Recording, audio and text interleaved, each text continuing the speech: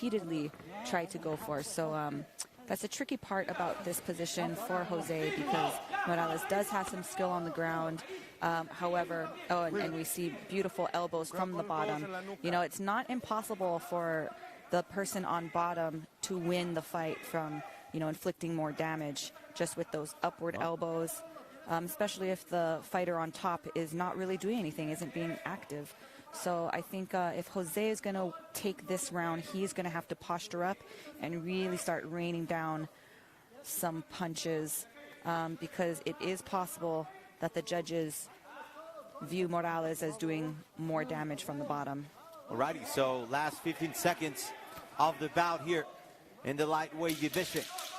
Morales with a decent debut, we should say. Armendariz had 4 fights in his pocket, but not much to show for here tonight inside the Show Center complex, and a good display of sportsmanship between these two fighters. It's going to be interesting to score this one here, but it could be tilted towards Morales in his first pro MMA debut. Absolutely, and you know, we see this a lot of times that, you know, sometimes judges score takedowns as, you know, a point there, but, you know, if you take them down, you don't do anything with that takedown, and the person on bottom is actually being more active, then we do run into that, you know, sometimes the judges see it as being the other way. So we will see how they scored that final round, because on my scorecards, I had it tied going into that third round. All righty, let's see what the judges decide here. Yes, you know, to me, probably be 30 to 20 or 29-28, probably, 2-1. I have it 29-28, and you know, I'm actually going to give it to Morales, because I think that he was more active, even though he was on his back. He was more active. He was going for submissions, and he did have some nice up elbows. And apart from that, you know, he really was beating up Jose's lead leg in that final round. So I think just purely on damage alone, I would have to go with Morales for this fight. But really, really great fight from both fighters. Okay. We will know the official decision in just a moment, as Felipe de Maria is getting ready to share it with us. So Morales feeling confident in his pro MMA debut. Not too shabby for him, as he was beating a more experienced Jose Armendariz. We have the decision in the voice of Felipe de Maria inside the octagon.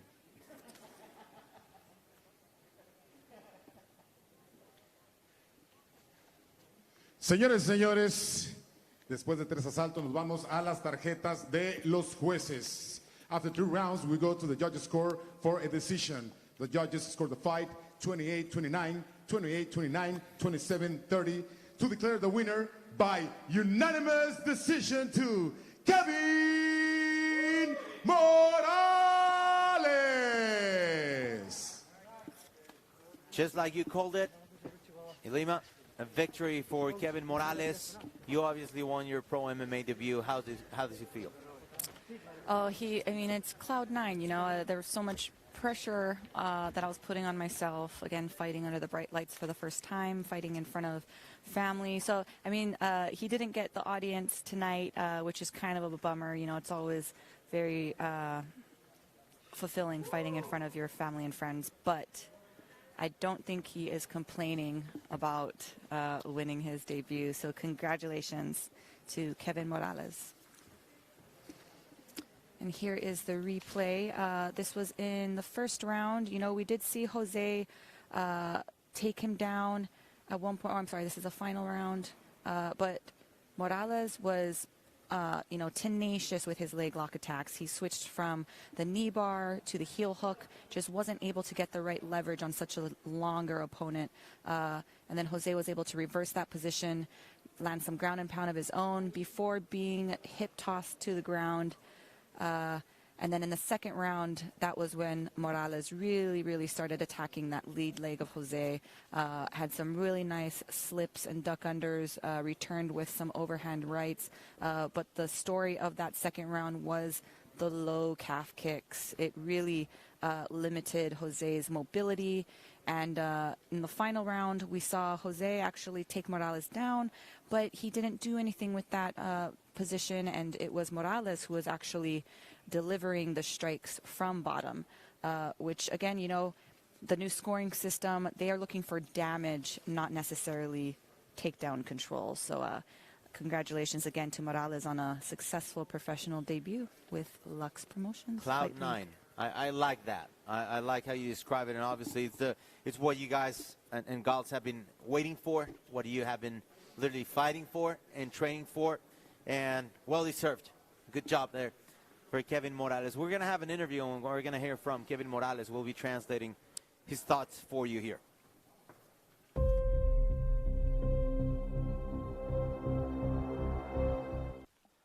Gracias a toda la gente que se incorpora a la señal de Lux Fight League. Recuerden, LUX012 desde el Show Center de Monterrey.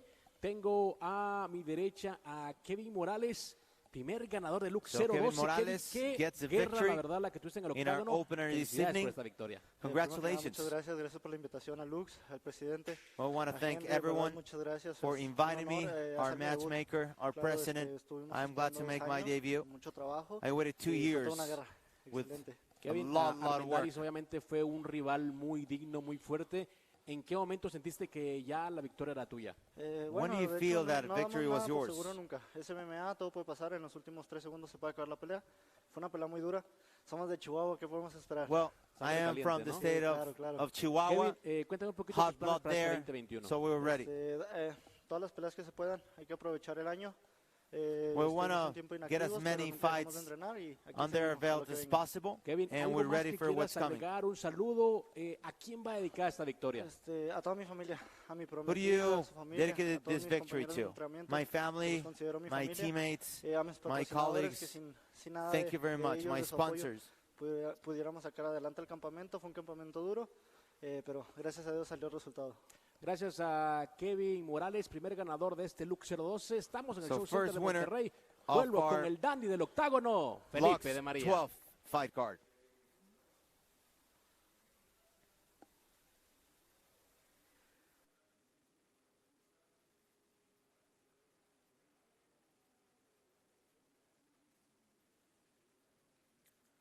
So I want to thank you for being with us here tonight. Lux Fight League 12. And once again, we're located inside the Show Center complex in Monterrey, Mexico, alongside Eli Malay, McFarlane, and Francisco X. Rivera. What do you think of Lux? What have you seen so far from the company here in your first time? You know, I'm just so thoroughly impressed, not only with the staff and the promotion itself. You know, the production is beautiful. Everybody here is so nice, so professional. And then on top of that, we have some amazing fighters on the card. Every single fight that I've seen so far, I've been very impressed with. So, yeah, I'm just so happy to be a part of this Lux Fight League. Very honored that I was asked to come and commentate despite the language barrier. I'm not sure if our friend Alex Soto, I'm not sure if he knew that I didn't actually speak Spanish before he asked me. But again, so happy to be here. And I'm really excited to be part of the Lux Ohana, our family.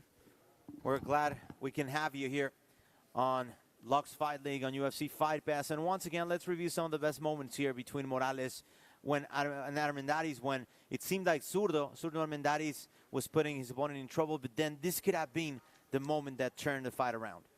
Yeah, I think once Jose saw that Morales is not afraid to attack the legs like that, he had to be much more careful about how he chose to pass his guard. And then we saw a beautiful hip toss by Morales, some, you know, excruciatingly painful low leg kicks that, again, I think really slowed down Jose.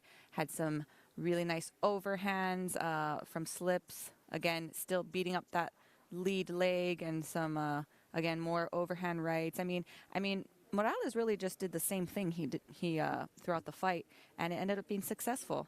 Just staying active, staying scrambly on bottom, making it hard to hold him down, and just keeping him in his guard and throwing those up elbows. So that was very, very successful and smart on Morales' part, and was why he won the fight in the judges' eyes. Alrighty, so we're here inside the show center once again in Monterrey. We're glad to be back, and this is our 4th straight event after the pandemic. We came back in July, being the first MMA company in Latin America to hold closed doors events. We had another one in September, November, and here we are with our first one of 2021. And can't wait to see what's happening. We have plenty more great events and obviously great fights tonight. We're going to have Miguel Villegas, former Ultimate Fighter representative of Mexico. We are going to have a former UFC opponent in Matthew Fullen, Diego Lopez, our featherweight champion, and our semifinal in the women's flyweight division, the tournament called Guerreras Lux or Warriors Lux. We're going to have Saray Orozco facing Alexandra Orozco. So there's plenty in the menu for all of you as we get ready for our next bout here in Monterrey.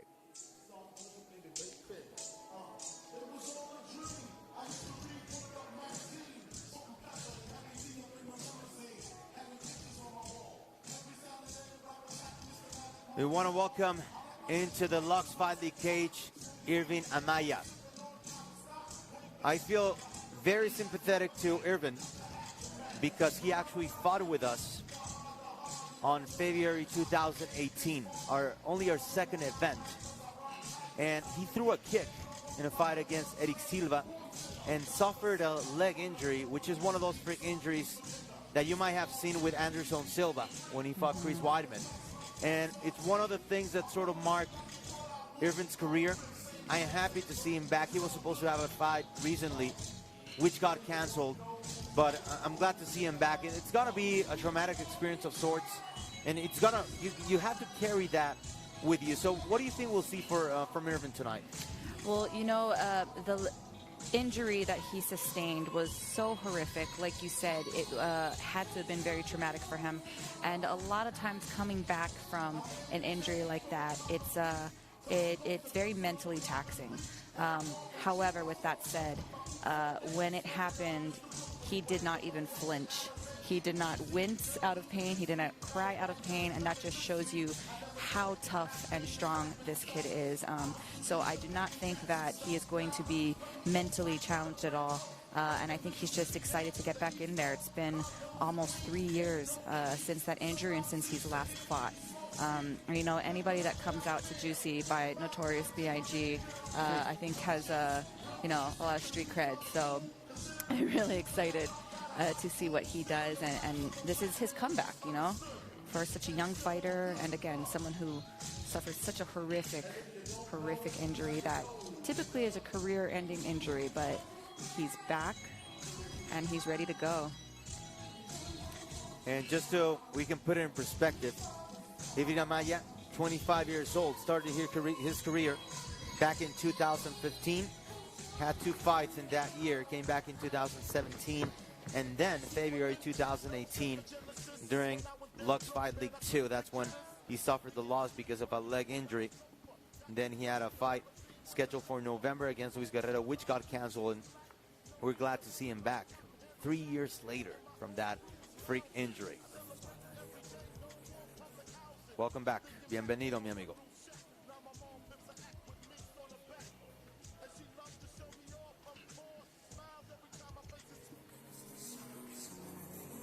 All right, from Irvin Amaya, we go to Carlos Rivera, better known as Lobo, or The Wolf. He is actually from Monterrey. He's 25 years old. He's won 5 out of 6 fights. And he's training with Bone Breakers in Mexico City. He's an experienced fighter. Rivera, who's actually 27. Let me correct myself. He's actually fought in Brazil before, so he's been outside of his comfort zone. And he's won 4 out of 5 fights. As I said, training with Bone Breakers, a gym led by Agustin Dodger Montaño, one of the Mexican representatives in the octagon of the UFC. So, Mexico City, obviously, not to say I'm biased, but my favorite town, obviously, where I was born and raised. And I'm really glad to see all the different influences from different gyms, from different fields when it comes to MMA, and you just can't wait to see more representatives of Mexico City joining the ranks of Lux Fight League. Yeah, and really interesting too about Rivera is that he actually spent some time training with Cowboy Cerrone out on his ranch, the BMF ranch. So I was watching some footage of him training over there. So yeah, you know, like you said, he has fought in Brazil before. He's been out of his comfort zone. He's been to the States, and he's been able to train with, you know, some of the top fighters in the world. So I'm expecting a lot out of this fighter, this young fighter, and I think this fight is, you know, just two young bucks ready to go at it. I was very fortunate to call many of Donald Cerrone's fights, especially the WEC battles against Ben Henderson, Jamie Varner, and Rob McCullough, and great kickboxing. And obviously you see that type of body here with Rivera, tall, lanky, you know, and Cerrone had also great grappling, which was, I think, underrated. So I'm excited to see what he can bring to the table. Carlos Rivera, 27 years old. This is the bantamweight division. Rivera has won 4 out of his last 5 and 13 out of 15 overall. He's 6 feet tall. Ervin Amaya, 5'10", 25 years old. His first fight in 3 years after suffering a leg injury. Nevertheless, he's won 5 of 6, so a very, very capable fighter here, Ervin Amaya from Monterrey. So let's get ready to hear the official introduction in the voice of Felipe de Maria. LUX012 is brought to you by LUX012 es llevado a ustedes por Cisnova, Sublime Products, Reto Grill, Half a Spot, Amistad y Hussein.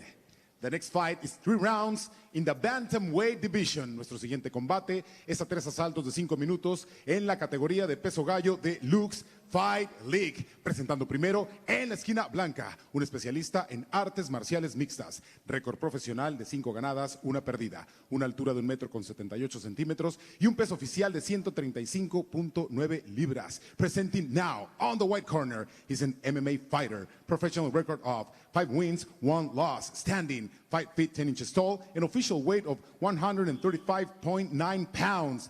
Fighting straight out of Monterrey, Mexico, is Ervin Amaya. Al otro lado de la jaula, en la esquina negra, un especialista en artes marciales mixtas. Récord profesional de 13 ganadas, 2 perdidas. Una altura de 1,83 metros y un peso oficial de 135.6 libras. Presenting now on the black corner, he's an MMA fighter. Professional record of 13 wins, 2 losses. Standing 5 feet 9 inches tall, an official weight of 135.6 pounds. Fighting straight out of Ciudad de Mexico, is Carlos Lobo Rivera. Referee en turno, Gilberto López. Our referee, Gilberto Lopez. I am very excited for this one between Ervin Amaya, a young prospect that unfortunately has not fought in the last 3 years after suffering a leg injury. And then on the other hand, as Ilima pointed out, Donald Cerrone has been sort of mentoring this young kid, Carlos Rivera. Can't wait for this fight here in Monterrey, inside the Lux Fight League cage. We are ready, and here we go. It's Lux time, alongside former Bellator flyweight champion Ilima Lay McFarlane. I am Francisco X Rivera. Glad that you can join us. White trunks for Ervin Amaya, the comeback kid, and Carlos Rivera in the black trunks, trying to go with the leg, swinging and missing in his first attempt. Wow, going to the head right away. Nice question mark kick. You can tell that Rivera is very, very comfortable, very relaxed in there. It's pretty obvious that he's done this many times before. You know, Amaya, lots of movement, but he looks pretty comfortable. He just looks like, you know, he belongs back inside the cage. Wow, once again, spinning kick right to the head. shrugged off by Amaya. Oh. And straight into double unders, straight down to the ground. Good job there by Irvin Amaya, trying to eliminate that danger of those legs from Rivera. Yep, closing the distance very soon. But, you know, somebody, as long as Rivera, it might be difficult to hold him down. As we just saw, he was able to get his feet onto the cage. Trying to work inside the half guard of Carlos Rivera.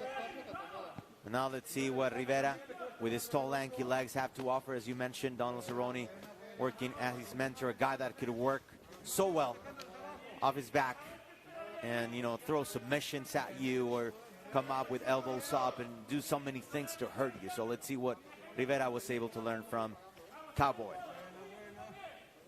Yep, Rivera was able to land a short elbow from the bottom, and keeping that wrist control of Amaya.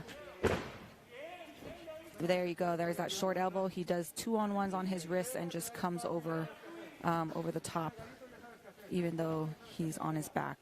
Amaya, on the other hand, good at keeping good base, good posture right there, trying to not fall in the trap of Rivera, who could at any time could throw something. Look at him lifting his legs, maybe trying for something, securing the right arm, or the left arm rather.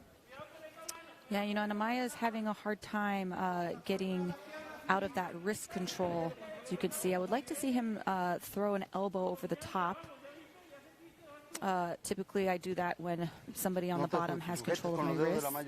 Then, okay, I'll feed them an elbow then.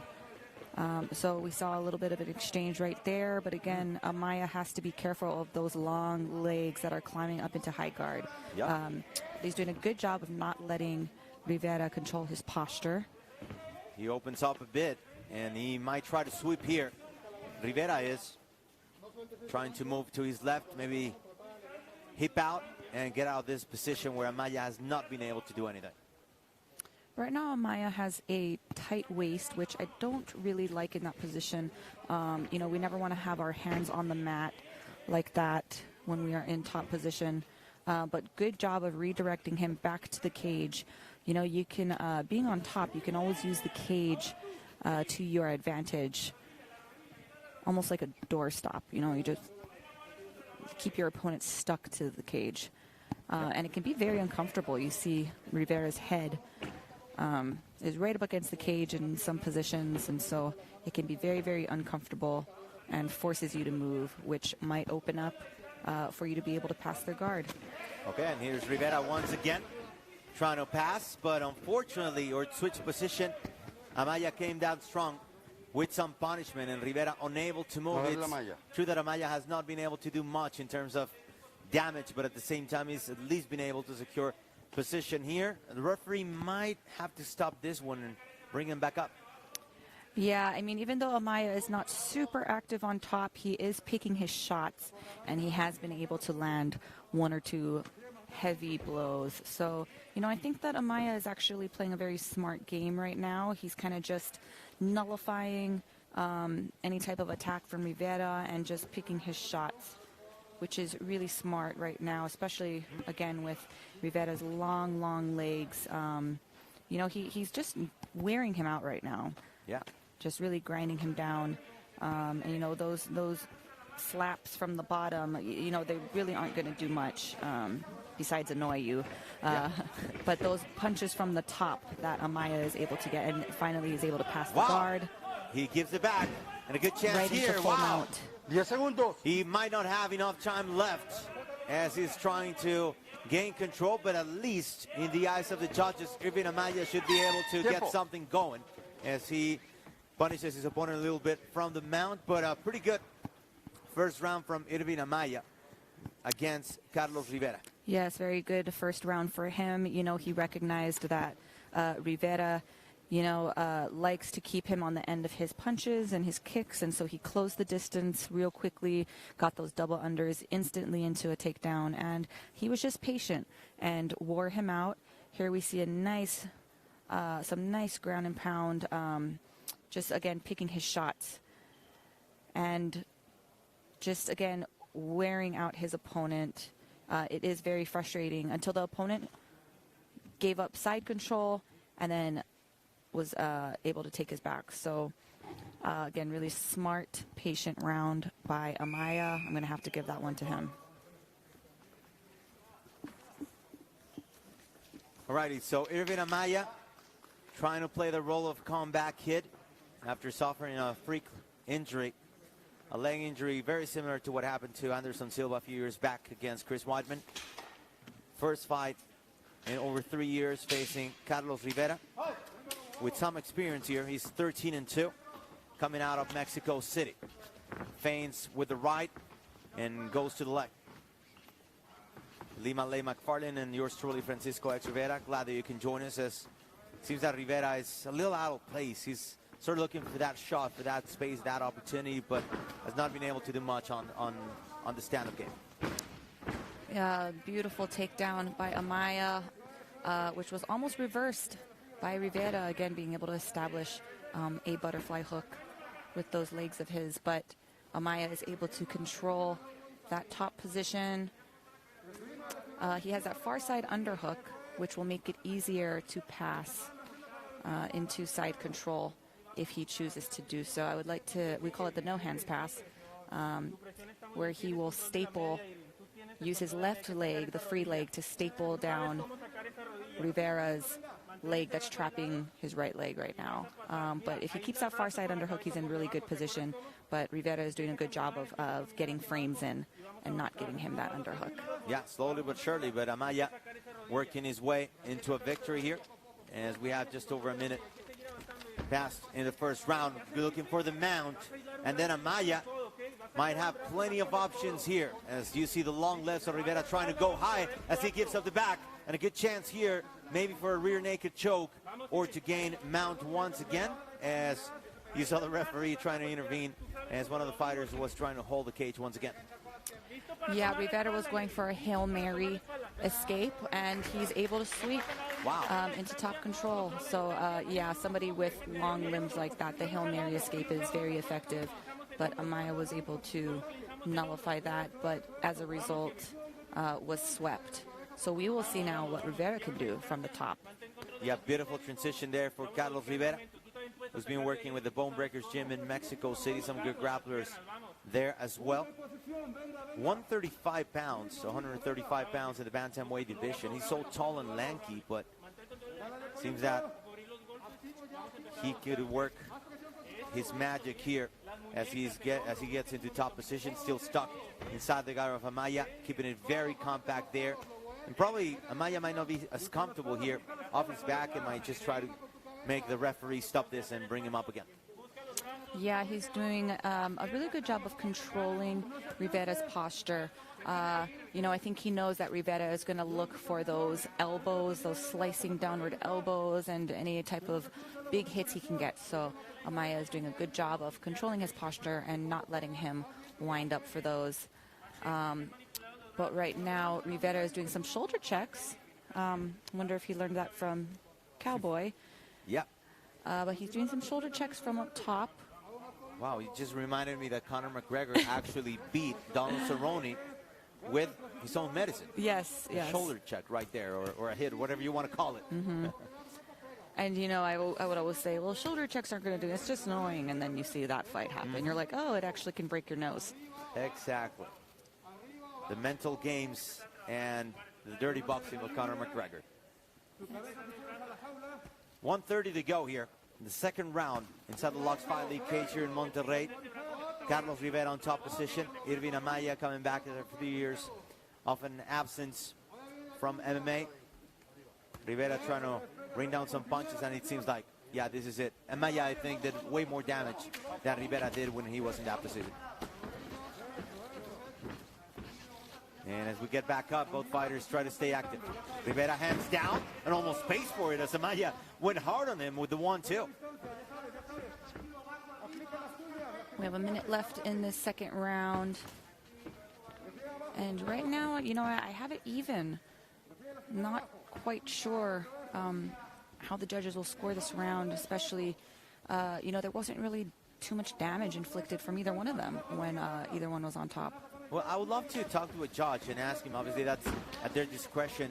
Does that great reversal, that beautiful reversal by Rivera, would that count the same as a takedown, for example? Yes. You see some nice leg kicks by Rivera that Amaya is responding to. Good right by Amaya, coming with the left, trying a combination. Good double leg takedown. We're down again, and this is where Amaya felt very comfortable during most of the first round. Yes, that was a beautiful level change. He came in with that overhand right and dropped her right down into a double. Was able to take him down and finish this round on top in a very, very good position with some strikes. Great way to end the round by Amaya. And, you know, if I were a judge, I would score that round for him. You know, just really being able to finish the fight in a dominant position. Or, I'm sorry, finish the round in a dominant position. Yeah, so once again, pretty entertaining round. Good chess match, I should say, between these two fighters. What do you observe in the second round? Oh, yeah, I mean, beautiful takedown early on in the second round by Amaya. Rivera was almost able to sweep him over, but Amaya did a really nice hop over and was able to establish position before Rivera was able to sweep him, deliver some shoulder checks. I think those were probably the only strikes that, you know, kind of landed from up top. And then at the end of the round, of course, we saw Amaya really start attacking him on the feet, throwing some overhand rights and transitioning beautifully into a double leg takedown where he was able to finish the round on top, delivering strikes to Rivera. So, yeah, again, I would have to give that round to Amaya. I think he's fighting a very, very smart fight and, you know, playing to his strengths, which is wrestling. I mean, I think it's safe to say it's wrestling. Yep. Indeed, Irvin Amaya ready to go and close this strong. Let's see if Carlos Rivera will stop it up here in this third round, although Ilima has it even so far. Oh, wow. Look at that flying knee attempt by Rivera, and you can do that with such long legs. Although he's fighting in the bantamweight division, he's 6 feet tall, working against the shorter Amaya, but that didn't result in much. It was flashy, but not effective, and Amaya once again working on his spot, what was best for him in the first 2 rounds, and this could be the beginning of the end for Carlos Rivera if he can find a way to get out of here. Yeah, and you saw Amaya actually walk his way over to the cage. Again, he really likes using that cage, putting Rivera in a very uncomfortable position with his head smashed against the cage. And I think that this is where Amaya feels very, very comfortable.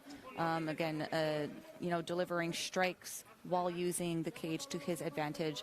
But we do see Rivera has double butterfly hooks in, which he can try to sweep just like he just did. But, you know, unfortunately, Amaya read that and was able to, I call this referee's position in wrestling. So he has the seatbelt in right now, is trying to get one hook in, and he's going to take him back down. Good throw right there from Irvin Amaya, trying to gain that advantageous position. Yeah, and then in that scramble, they end up in half guard.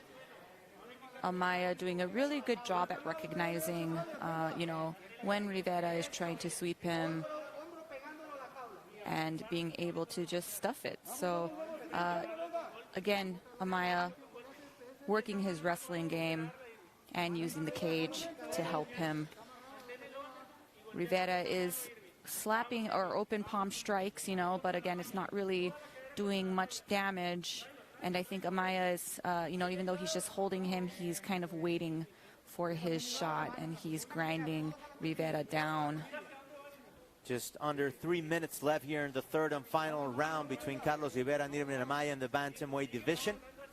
And Amaya in the white trunks working off the top position here of half guard, and you see Rivera trying to use that right leg, right foot rather, trying to escape, trying to get out of there. We already saw a beautiful reversal from him as he's trying to work the arm, maybe go for a Kimura, but pretty uncomfortable here from the half guard.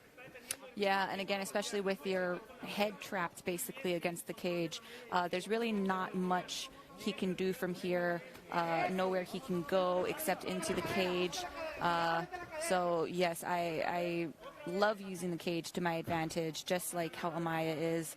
Rivera is able to recover his full guard, but again, it's pretty useless, you know, when you have the cage right there blocking your movement. Alrighty, Rivera trying to move and hip out to his right, but Amaya stopping every attempt from Rivera as we have just under 2 minutes left in the final round. You had it even before, so is this what makes a difference for Amaya in your eyes? Oh yeah, you know, I actually had Amaya winning going into this third round, so I really think that he is, oh, nice little up kick by Rivera. Yeah, just trying anything he can. Those can be so dangerous, even though you can be winning the fight. One of them, and I remember a fight between Gegard Mousasi where he was losing the fight against Babalu Sobral, but one up kick and you're done, you're out. Yeah, but I think Amaya is really turning it up right now. He wants to put his stamp on this fight. You know, it's you never want to leave it in the hands of the judges. So I think right now he's really going to try to start turning it up. And we see kind of a form of rubber guard by Rivera, which is a 10th Planet specialty. But Amaya is doing a good job of keeping his posture and keeping his base and waiting for his shot. Yeah, we have to note that's sort of the school you're coming from the Eddie Bravo ideology of innovation in the world of 10th Planet Jiu-Jitsu. Yes, and the Martinez brothers. Shout out to Richie Boogeyman Martinez and Gio Freakazoid Martinez. Those are my senseis. Yeah, incredible how 10th Planet and Eddie's ideologies have taken off in the last 15, 20 years. Incredible. And very proud Mexicans, too. Yes, great contributions to mixed martial arts. I remember working with Eddie as he was the head of replays within the UFC, and you know, working on the inside the truck and just contributing so much to the sport. The great Eddie Bravo, we send you a big shout out. As Amaya is able to rain down some punches here at the end, and I think he secured a fight that was probably his from the second round, but still, he does some push-ups there. Yep. Trying to keep the adrenaline pumping, right? Yep, still has some gas left in the tank. So, you know, I'm really impressed with him. I'm really happy. I know we don't have the official decision yet, but I truly believe it was his fight. And I'm very happy for the comeback story. You know, again, his last fight was 2018 when he suffered that very, very horrific leg injury. So really happy to see him come back like that. And like we were saying before, you know, coming back from an injury like that, how is he going to respond? And I said, this kid does not strike me as somebody who is mentally weak or physically weak, as we saw him suplex Rivera right there. So, yeah, the name of the game for this fight was truly wrestling, you know. Wrestling, grinding his opponent out, beautiful level changes, beautiful combos into level changes, and those doubles. So congratulations, great fight. Good job, Rivera, to keep fighting back, even though he's on his back most of the time, but had some tricks up his sleeve. I know we'll see a lot more from him. All right. So that was the first fight in this card with Amaya on his way to a victory.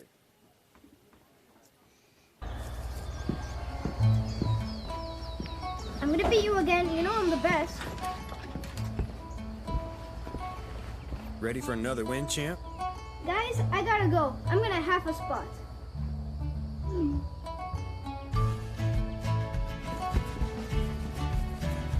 For the next generation of competitive anglers and hunters. For legacy, half a spot. Win online cash tournaments. Download the app today.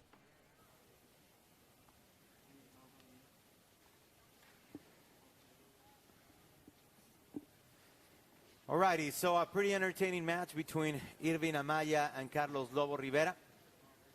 As we had the comeback of Irvin being absent for 3 years after suffering a leg injury, a very gruesome leg injury that actually went viral on social media because it was very similar to what happened to Anderson Silva.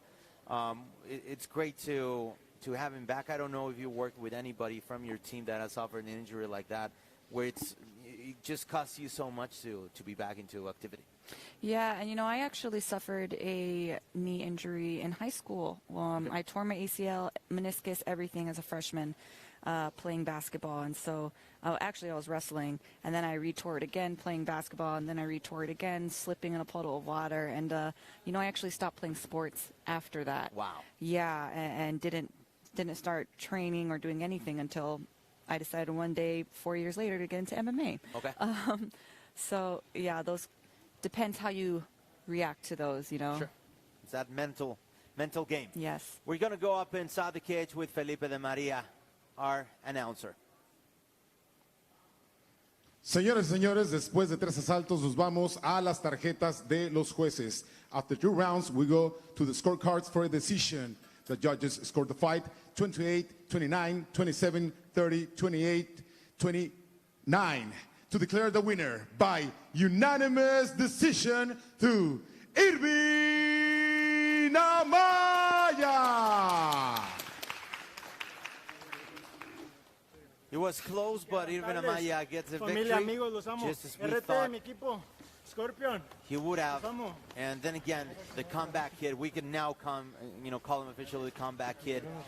First fighting just over 3 years, and it's great to have him back. He looks great, first of all, physically, mentally. Then again, and what you said, how are you able to recover? Will your body respond to what your mind is thinking? It's that connection, and I thought he looked very, very solid tonight. Oh, yeah. I mean, he definitely, again, like you said, looked very physically ready. But, it all comes down to the mental game. Are you mentally ready to get back in there? And he clearly proved that he was. Again, we see that, the true star of the fight was his wrestling and just being able to tire his opponent out, be patient, wait for his shots. And, just control him on the ground despite being the smaller fighter.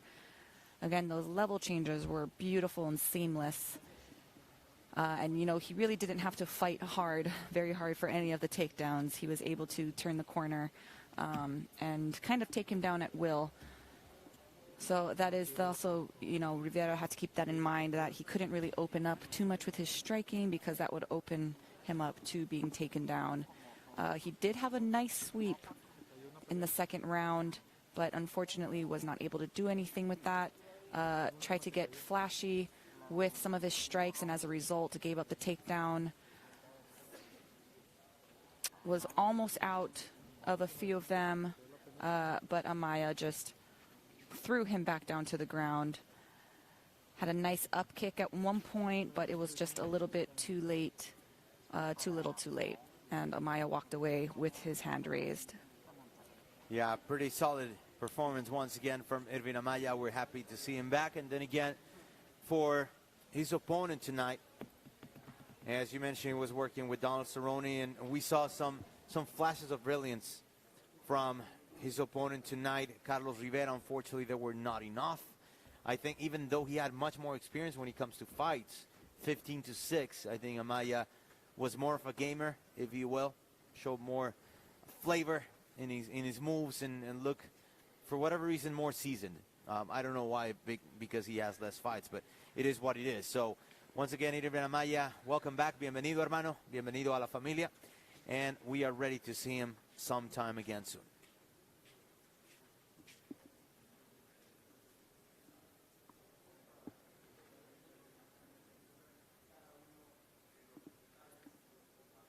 So let's get to hear from Irvin Amaya, the comeback kid, in his victory against Carlos Rivera.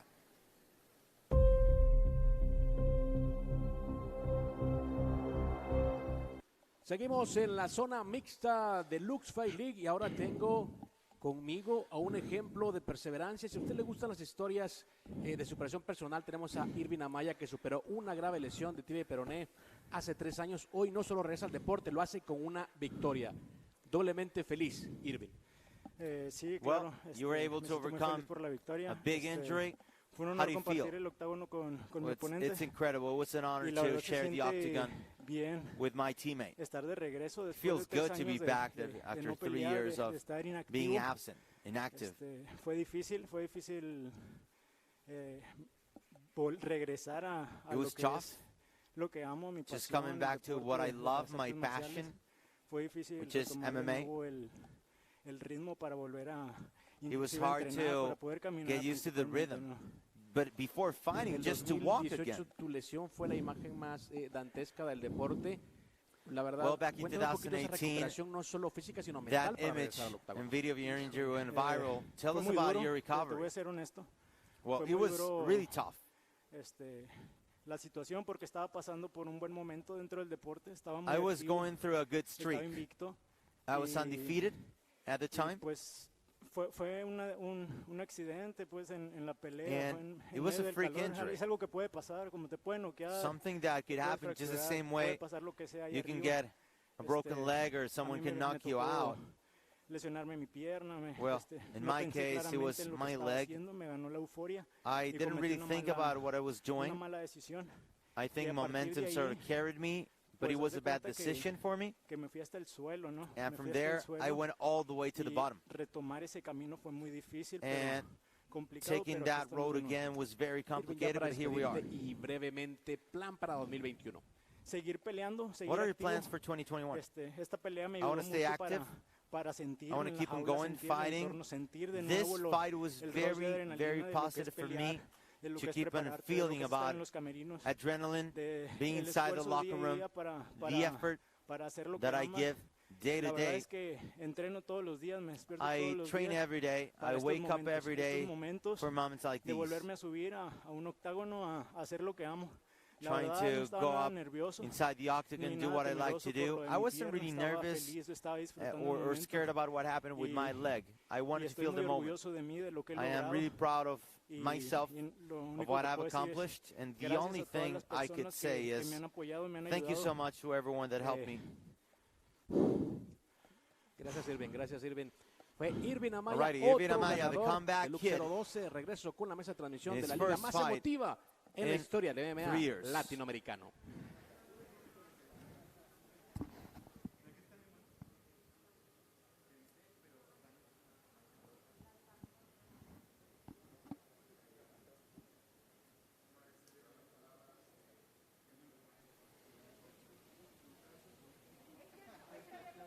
I think those push-ups might have been a little bit too much.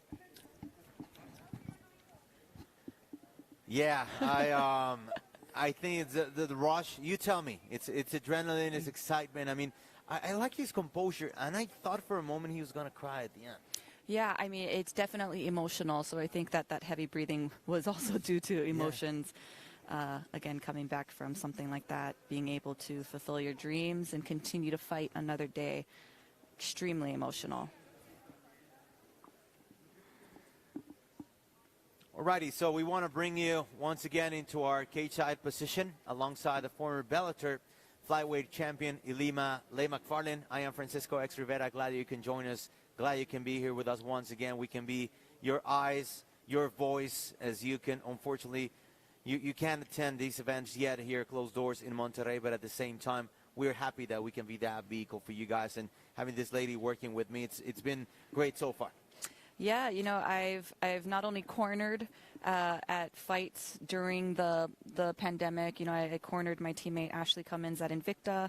I've fought inside the cage for Bellator during the pandemic, and now I get to commentate at another show. So it's really cool to be able to see it from all different perspectives. We give you the triple crown, Yes, trifecta. yes. And this is what we saw just recently with Irving Amaya defeating Carlos Rivera. And once again, with all the excitement and everything, you could think that in Irvin's mind, this was probably a packed arena, and there were thousands of fans watching him because of this emotional moment coming back from that injury. Yeah, and you know, you did say that you liked his composure, and he does seem like a very stoic character, but we saw the emotions in that post-fight interview, and you know, not only getting that win in a dominant fashion, but you know, just being able to come back, put on a show. You know, you live to fight another day without any injuries. You know, I think that he is just very, very grateful, as he said, that he's just so appreciative of everybody that has helped get him to this point. And yeah, you know, he has a new fan in me. I'll definitely be rooting for the comeback kid, and very honored that I got to see him fight again. And one of the things I think you can't see, you mentioned we're cornering fighters during the pandemic, and now you're commentating. You're a veteran, obviously, having done it before for Bellator as well. Sometimes us as commentators could see you guys and gals as, I mean, not to say it in any meaning way, but as robotic, right? You just go up there and you know your business and you do it. But you guys put everything on the line up there. I mean, you can suffer all kinds of freak injuries, something that you put your lives at risk. And I think we appreciate you guys a lot for giving us this great excitement here in mixed martial arts. Thank you. And you know, I love all the commentators, even though I don't agree with half the stuff they say. I love them all. All righty. And this is a song that we know well, that I think unless you've been hiding under a rock, and now that we're talking music and getting familiar with each other's musical tastes, when you talk to Queen or about Queen and another one bites the dust, this is a great song to come out to, definitely. And so I could be a fan right now of our next fighter as we get ready to see Eric Radley making his Lux Fight League debut against the experienced Eric Silva. So let's get ready for this fight in the featherweight division.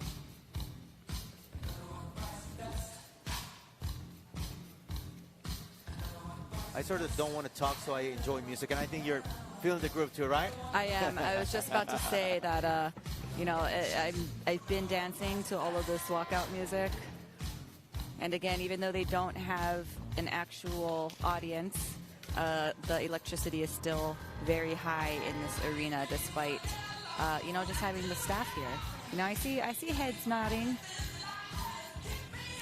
Yeah, it's one of the most iconic, if not the most iconic bass line in the history of rock and roll. And it's one of the things that we also have to give compliments to a great production team. I mean, the cameras, all the shots that we get in our monitors, the way, even the cleaning team, the medical staff, just the entertaining team, entertaining team, everyone involved in this production, trying to make it feel, you know, as you know, for fighters especially, so they don't get that lag, right, in their mind. It's not like, oh, we're finding an empty building. Yes, and you know, as a fighter, you don't see any of the backside. So when I did start working with the productions team for Bellator, and I started seeing exactly how much work went into, you know, putting on this show, even with the operations side, I mean, it just made me so appreciative of everybody, the entire staff, and just, you know, they truly are the ones that are making this show possible. Man, fighters got the easy job. All they have to do is just get in there and get punched in the face, and that's it. Exactly. All righty, so now coming up in the black corner is Eric Silva.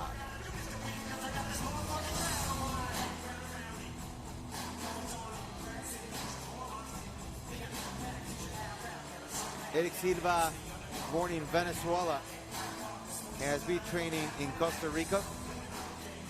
There's a lot of good fighters that have come out of Costa Rica. Alejandro Mandarina Solano, for example, fought for the championship in the featherweight division against our very own Diego Lopez about a year and a half ago. And you see the Venezuelan flag. And I am happy to see Eric Silva back again. He's one of those fighters that jumped into the Lux Fight League cage and right away became a fan favorite. And I can't wait to see him again against a very tough opponent. But this guy has some track record. And it's interesting because this promotion is mainly composed of Mexican fighters. So whenever you see a foreign fighter coming into the cage, you know they're quality, very, very quality opponents. Yeah, and you know, I became a fan doing research on him and seeing his Lux debut in his last fight. I mean, he was just so physically strong, such a dynamic striker. Yeah, I instantly became a fan, and I'm excited to see him back in the cage, especially because he did not fight during 2020. You know, I believe there were some visa issues, or, you know, just lots of issues going on in 2020, yeah, exactly. Which made it difficult for a lot of people to fight, but he was one of them. So I'm really, really excited to see what he can do inside the cage after almost more than a year a year off. Yeah.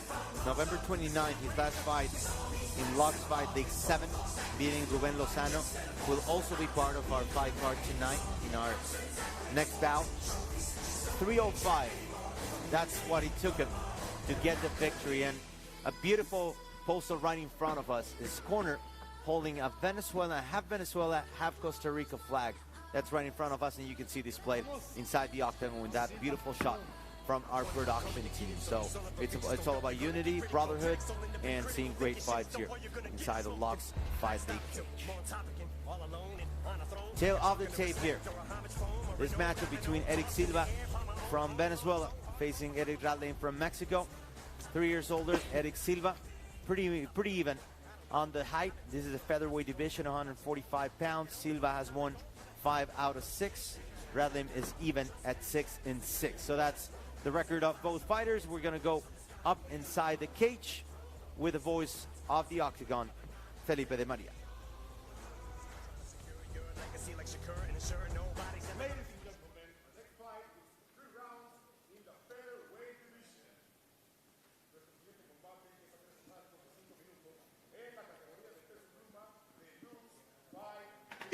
Presentando primero en la esquina blanca, un especialista en artes marciales mixtas, récord profesional de 6 ganadas, 6 perdidas, una altura de 1,70 m y un peso oficial de 145.3 libras. Presenting now on the white corner is a mixed martial artist with professional record of 6 wins, 6 losses, standing 5 feet 6 inches tall, an official weight of 145.3 pounds from Córdoba, Veracruz, and fighting straight out of Tijuana, Baja California, is Eric Radley.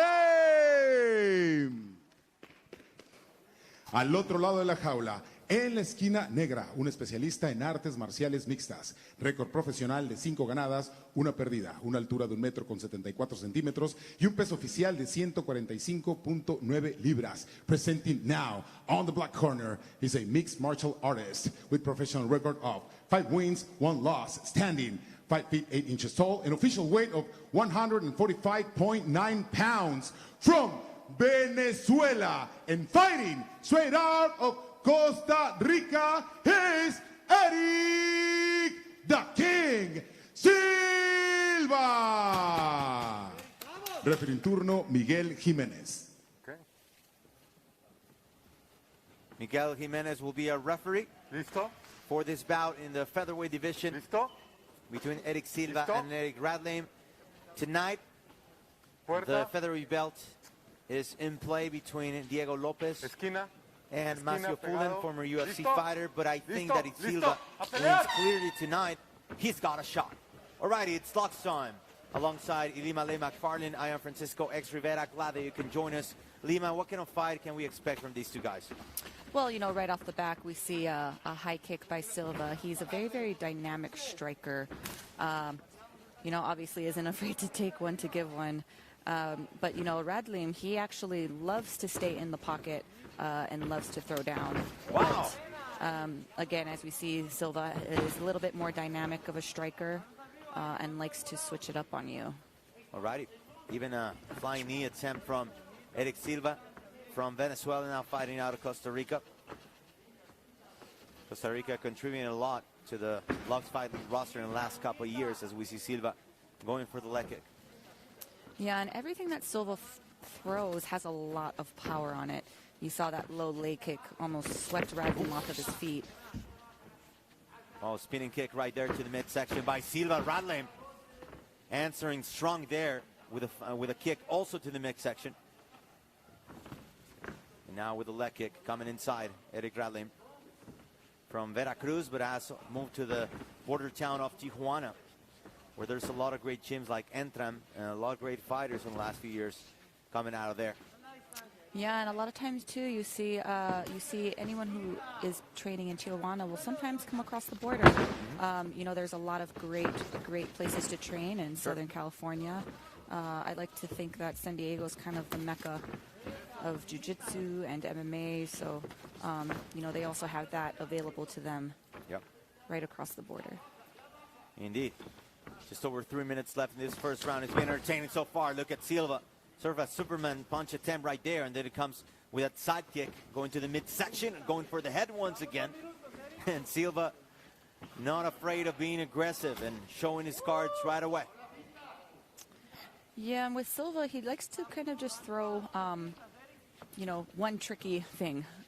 I would like to see him throw a little bit more combos, but he is going for the power shots. He is going for that flashy, tricky move, hopefully catching him in one of them. And, you know, I want to say his background is karate. I'm just assuming that based on his stance and his hands low, maybe even taekwondo. Wow. Head kick, front kick, throwing everything now with a leg kick, trying to push his opponent away, Eric Silva. Yeah, and I think that leg kick is actually what is doing the most damage. Again, that was the second one that he threw and landed, and it almost swept Radley right off of his feet. It's no secret that Silva is one of the big contenders in the future for Lux Fight League. So Radley playing the role of gatekeeper of sorts, trying to pull an upset here against the favorite Eric Silva. And look at him, he's not afraid either of throwing, especially staying inside the pocket. Although if he stays like that, he can be hurt. Radley returns with a nice overhand right of his own. Silva attempts the takedown, but Radley stuffs him and gets the double unders. I'm really curious to see how Radley will use this position, because Silva is actually very, very good at defending takedowns. He has such a strong base that it's really difficult for guys to take him down, even if they have a leg up. You know, his balance is so good, his base is so good.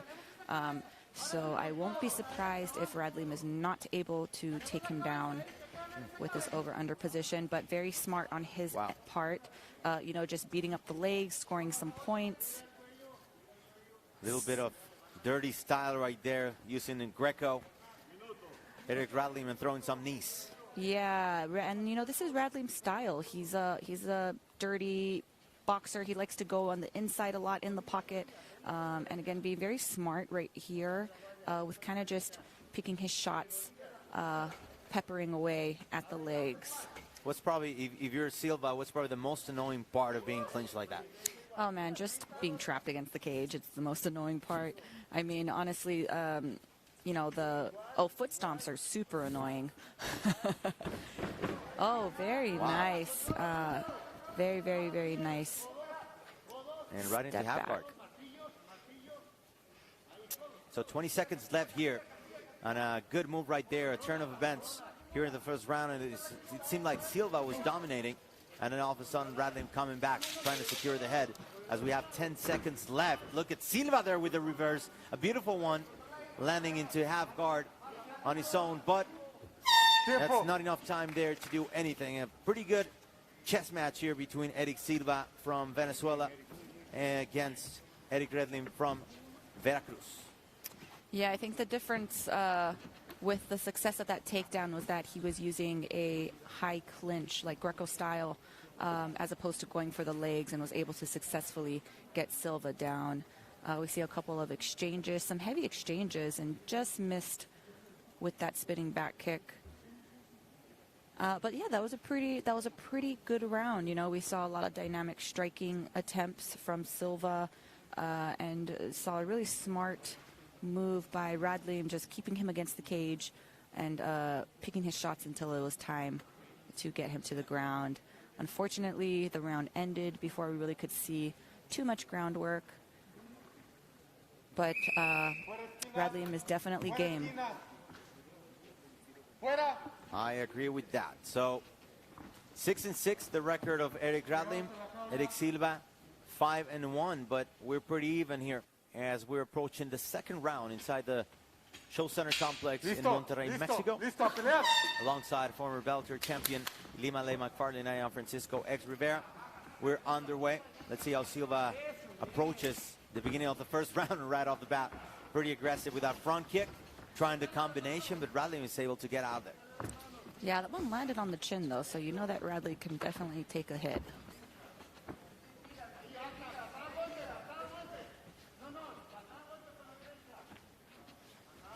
Both fighters in the bantamweight division, but still looking physically imposing.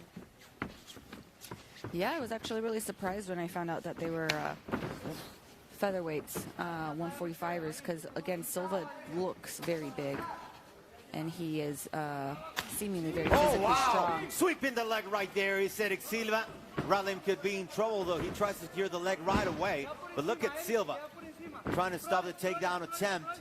And now with the head stuck in between his legs, Silva's going to try something, try and maybe side control. Go into side position here.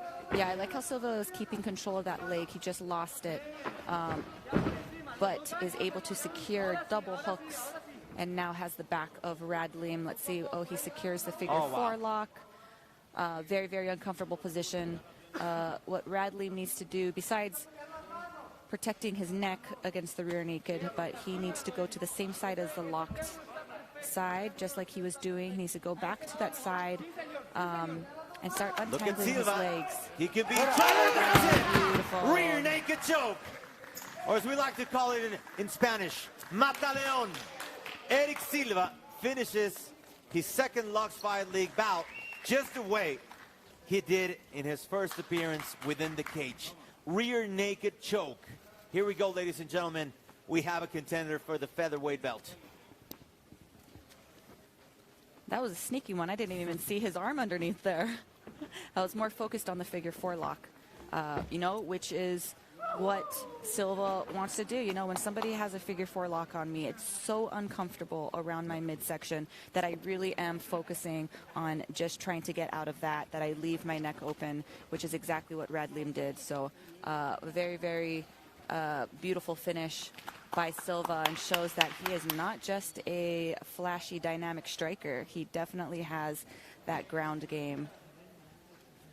Yeah, so in his first fight against Ruben Lozano, he finished in the first round after 3:05. Now he finishes midway in the second round. So great victory for the Venezuelan fighting out of Costa Rica.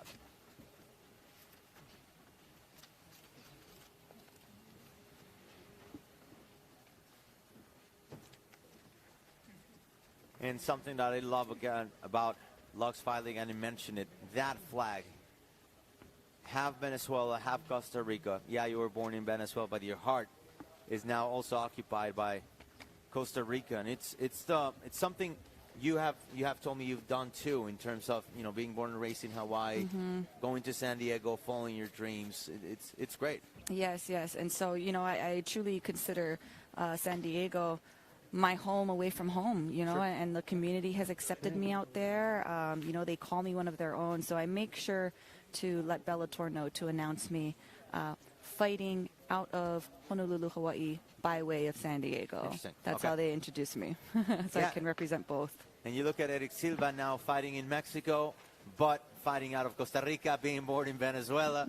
Yes. So you got the cosmopolitan figure right there. Congratulations. Let's go up to Felipe de Maria inside the cage.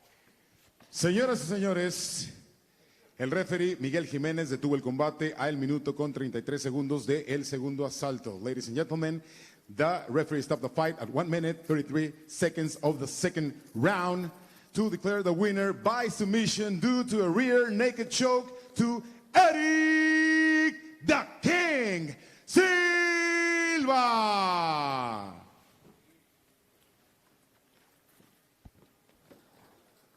Huge victory for Silva. And as we said, he was 5 out of 6 in the one category, now 6 out of 7, and he could be a huge candidate to try to take the featherweight belt in the future. Absolutely. I think he is definitely a contender for the belt, as we will see is on the line in our main event tonight. But here, you know, he has the figure four lock around the body, which is extremely uncomfortable, was able to slip that arm underneath the chin, and was actually able to do a gable grip finish as opposed to a figure four finish with the arms, which is a very, very effective way to finish the rear naked, which prevents you from defending it at all by fighting that top hand. So very clean finish from Eric Silva.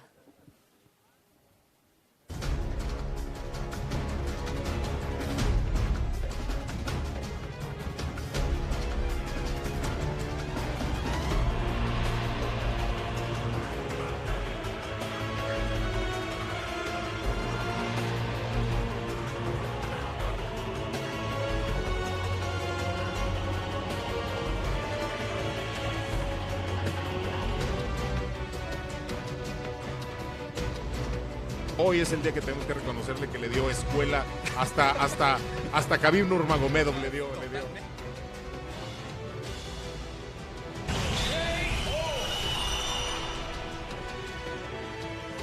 Caer en este asalto y ahí está, Sanguis. Nos vemos el día de mañana en LUX012.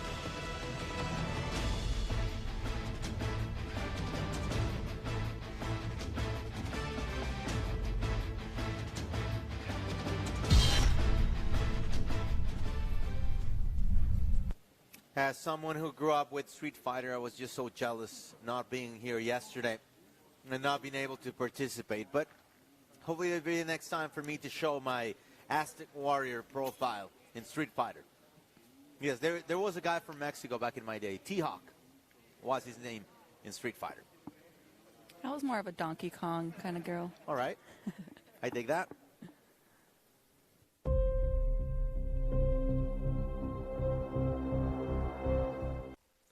Seguimos conversando con todos los protagonistas de LUX012 y ahora nuevamente estoy con un ganador de esta noche, alguien que representa a dos naciones, Venezuela y Costa Rica. Y como dirían mis panas venezolanos, cuéntamelo todo, papá. Bien, Tell me all muchas gracias about por la invitación aquí en la entrevista. Después de la pelea, salimos victoriosos. Era el trabajo duro de todo un año y 4 meses. Trabajamos fuerte. I worked over a year. I never stopped. And you saw the results right there. De cómo se desarrolla la pelea. El primer round fue bastante disputado. En el segundo tomas la ventaja. The first round was close, but then you take the lead in the second one and finish it up. Estaba controlado. El primer round tuvo todo controlado. Queríamos entrar al takedown para cansarlo un poco, para que se agotara, botar un poco de energía. Era muy fuerte. We wanted to get a takedown, trying to get him a little tired. The strategy in the second round was trying to finish on a mount or in a top position, but I was able to get the rear naked choke. Que preguntarle al jefe. El jefe está allá atrás, vio el trabajo, vio el resultado, el trabajo fuerte de todo un año y año 4 meses He's trabajando already duro sin seen, parar. all my work throughout this year. And whatever the boss Eric says. Silva, otro ganador de LUX012. Vuelvo a la pasión hecha deporte, claro que sí, el octágono de Lux Fight League. Hasta luego, Valentina, Valerie, besos, bajamos.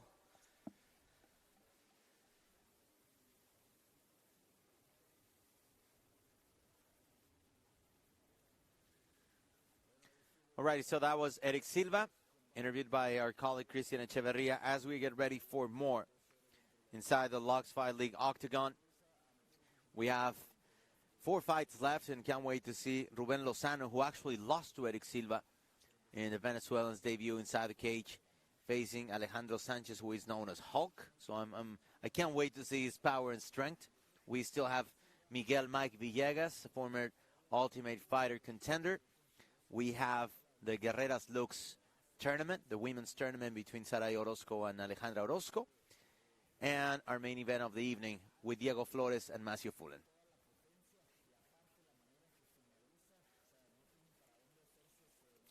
Thank you so much once again for being with us alongside Ilima Ley McFarlane, former Bellator flyweight champion. I am Francisco X. Rivera.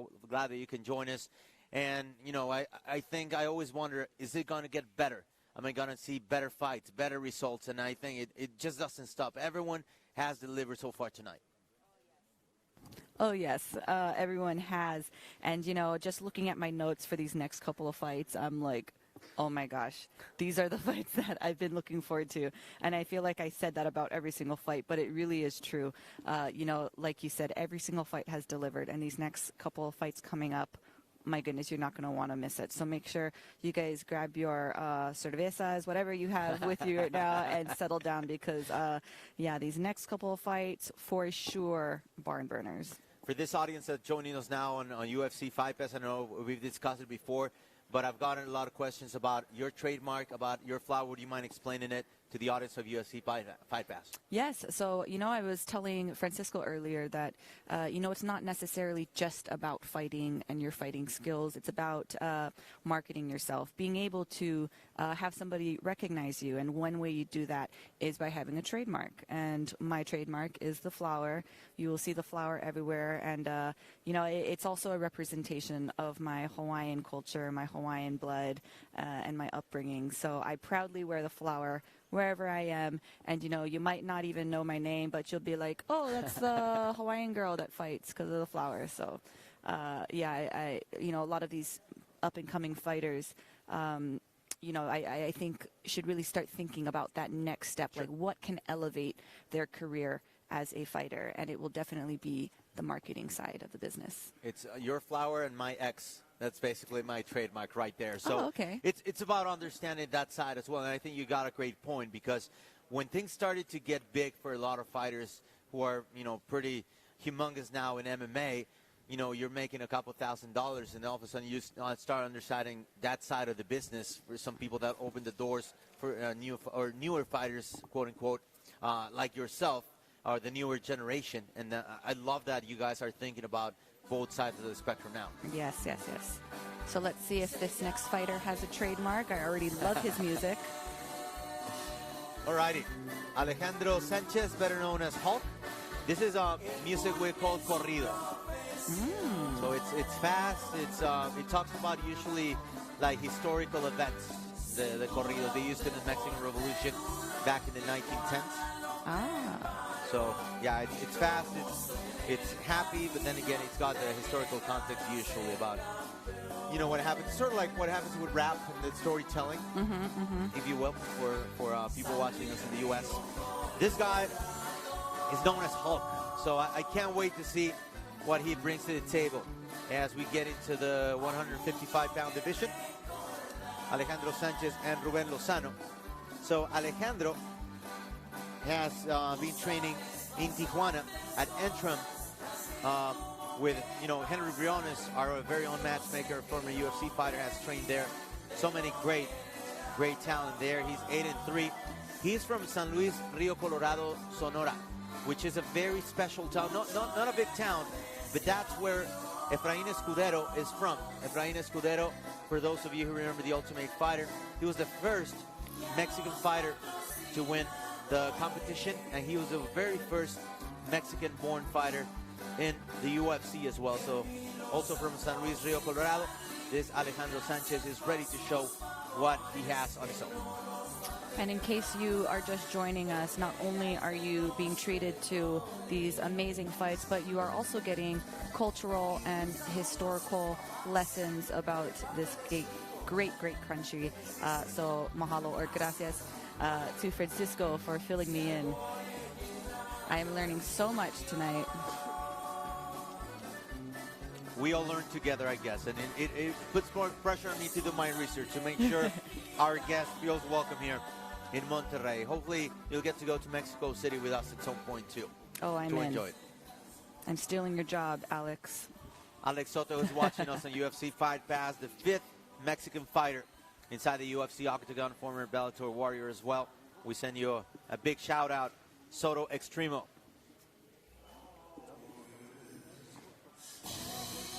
Here's Ruben Lozano coming out to champion. Good rhythm right there.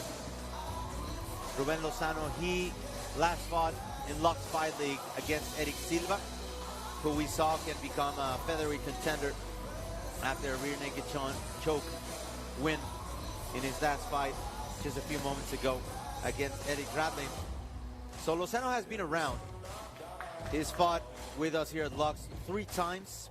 He's beaten Diego Rivera and Axel Torres, both by KO, and then he lost to Eric Silva. So this seems to be a very entertaining match here in the lightweight division. Yeah, and in fact, Ruben Lozano was on the first Lux card, so I would consider him definitely a veteran of the promotion. And 7 of his 9 wins have come by KO or TKO. And on the other side of the card, Alejandro, 7 of his 8 wins have been by stoppages as well. So you can expect these guys to come out banging. I have a feeling that this fight might have a knockout or TKO in the works. Well, I would not hate your prediction. I think you're right on track, especially with what we've seen from these 2 fighters here. As you said, Ruben Lozano, a pioneer at Lux Fight League, the 2nd edition there. That was the first event that Alex and I got to work together in Mexico City, so obviously a very special one. And can't wait to see what Lozano has to offer. And once again, he has only lost inside the cage against Eric Silva, who's a featherweight contender, so not too bad. Then again, you're ready to take a look at the tail of the tape and see what's going on with both fighters. Right, so let's take a look at the tail of the tape. Alejandro Sanchez, 6 years younger than Ruben Lozano. Height pretty much the same, both in the lightweight division. The records are pretty similar as well, 9-3 for Sanchez, 9-4 for the experienced Lozano. One coming out of Sonora, San Luis Rio Colorado, the home of Efraín Escudero, and Ruben Lozano, the local boy here in Monterrey. So we are ready to go in this fight between two contenders in the lightweight division, Sanchez and Lozano, who are going to get introduced by the voice of the Octagon, Felipe de Maria. Ladies and gentlemen, our next fight is 3 rounds in the lightweight division. Señoras y señores, este combate es a 3 asaltos de 5 minutos en la categoría de peso ligero de Lux Fight League. Presentando primero en la esquina blanca, un especialista en artes marciales mixtas. Récord profesional de 8 ganadas, 3 perdidas. Una altura de 1,80 m y un peso oficial de 155.7 libras. Presenting now on the white corner, he's an MMA fighter. Professional record of 8 wins, 3 losses. Standing 5 feet 10 inches tall, an official weight of 155.7 pounds. From San Luis Rio Colorado, and fighting straight out of Tijuana, Baja California, he is the Hulk, Alejandro Sánchez. Al otro lado de la jaula, en la esquina negra, un especialista en artes marciales mixtas. Récord profesional de 9 ganadas, 4 perdidas. Una altura de 1,79 m y un peso oficial de 155.5 libras. Presenting now on the black corner, he's an MMA fighter with professional record of 9 wins, 4 losses. Standing 5 feet 10 inches tall, an official weight of 155.5 pounds. Fighting straight out of Monterrey, Nuevo León, México, es Rubén el Diamante Lozano. Referee en turno, Miguel Jiménez. Listo. A su esquina, por favor. So Miguel Jiménez will be directing this fight. Our referee for this bout in the lightweight division between Ruben Lozano and Alejandro Sanchez. We're ready to go. It's Lux time here at the Show Center Complex in Monterrey. Alongside Ilima Ley McFarlane, I am Francisco X. Rivera. Glad that you can join us. Lozano in the black trunks, Sanchez white trunks. Obviously both experienced, both fighters with over 10 bouts, professionally speaking. Seems that they're going to study each other for a little bit here in the first moments of the first round. Yeah, and this matchup is really interesting. I mean, on paper, it's pretty even. You know, both have the same number of finishes or stoppages in their fights. Pretty much the same amount of experience. Both are veterans of Lux. And you know, interesting about Sanchez is that he's a very, very active fighter. He actually fights 3 to 4 times a year. And I believe Lozano's last fight was over a year ago, so we'll see if that makes a difference. So 4 minutes to go here in the first round. Good jab right there by Lozano, who tries to counter and go to the midsection. Sanchez now with sort of a slap right there, the overhand left. Lozano has a really fast jab. Seems like he has the faster hands. Going to that low leg kick, as we've been seeing all night. Very, very effective. Good leg kick right there by Sanchez. And Lozano trying to move from side to side, trying to avoid the venom or the poison from Sanchez, who's shown pretty strong hands so far.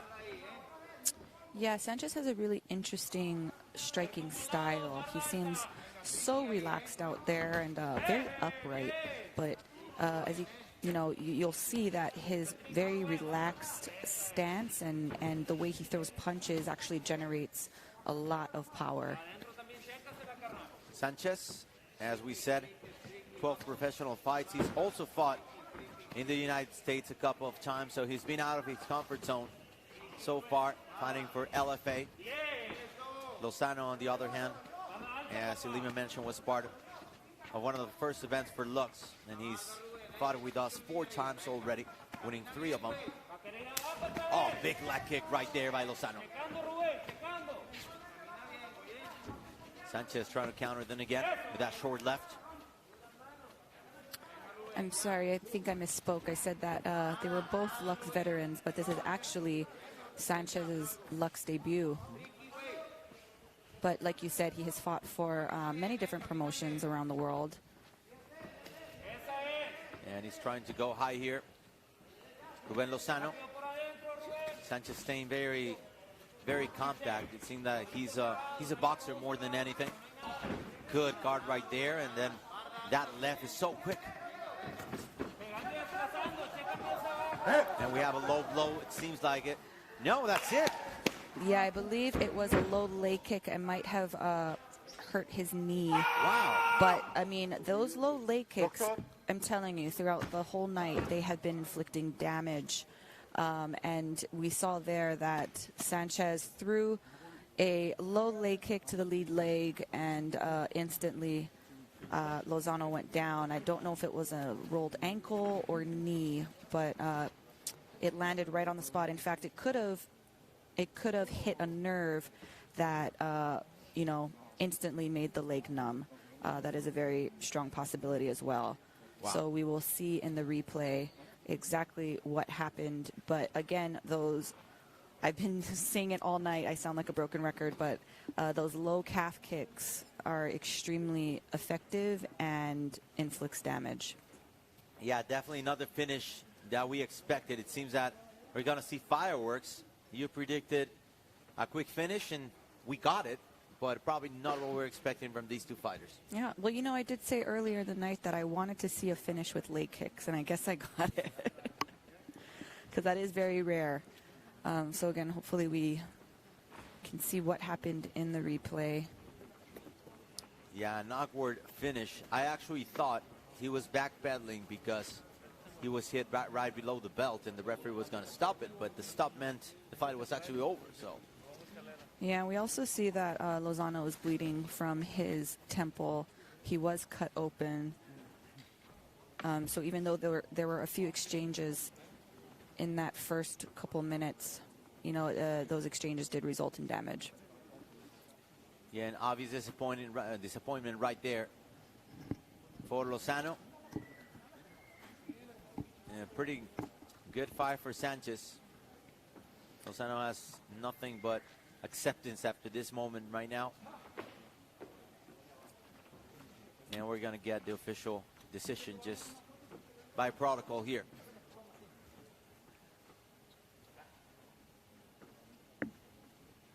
Yeah, you see Lozano wincing.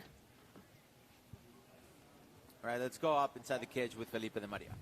Señoras y señores, el referee ha detenido el combate a los 3 minutos con 12 segundos de el primer asalto. The referee, Miguel Jimenez, stopped the fight at 3 minutes, 12 seconds of the first round to declare the winner by TKO to Alejandro the Hulk Sanchez. So Alejandro Sanchez gets the victory. He's now 10-3 in his career. And at least from the few things that we saw, I think he could eventually be a contender. He has the technique. He's powerful. And we'll see what happens. It's sometimes tough to determine what's next from such a short fight, but at least there were some flashes of brilliance there. Yeah, and I think that his record speaks for itself. Now he has 8 finishes, not just 8 wins. He has 8 finishes on paper. So I think that's very impressive, and I would not be surprised if he does become a contender. So still curious about that replay, though. I want to see if my observations were correct.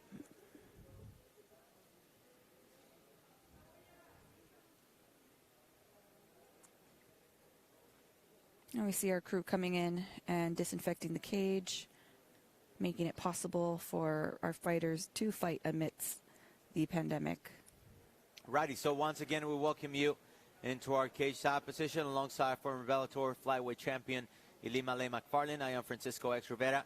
Glad that you can join us. And it was an awkward finish, but then again, it is what it is. And you as fighters put your lives at risk. You go up there, you're prone to, any kind of injury. And unfortunately, we could not see what we expected. You predicted fireworks, you predicted a knockout. We actually got a TKO, but at the same time, probably not what we expected. Yeah, and so I still think that it might have been nerve damage because Lozano was able to walk out on his own. So I think it might have been nerve damage that stunned him and he couldn't feel his leg, and so he went down.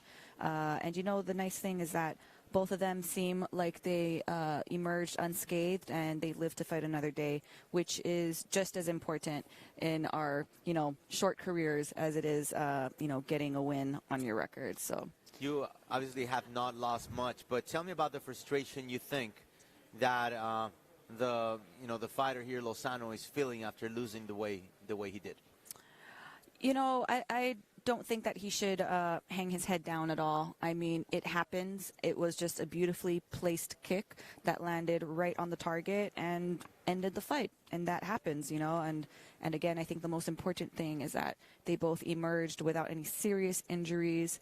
They didn't take too much damage. And again, they live to fight another day. They might have a short medical suspension, and hopefully he didn't sustain anything too damaging. But it's part of the game. We're going to hear an interview with our colleague Christian Echeverria and the winner of this fight, Alejandro Sanchez.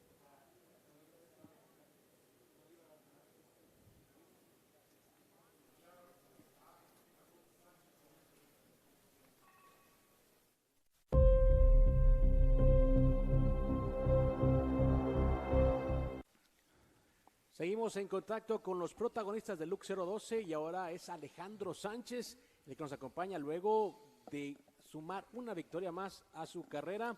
Te quería preguntar por qué te dicen Hulk, pero creo que hoy esa pregunta está de más. Sí, pues fue un apodo que me fui ganando por mi fuerza, ¿no? Algo. Why do they call you Hulk?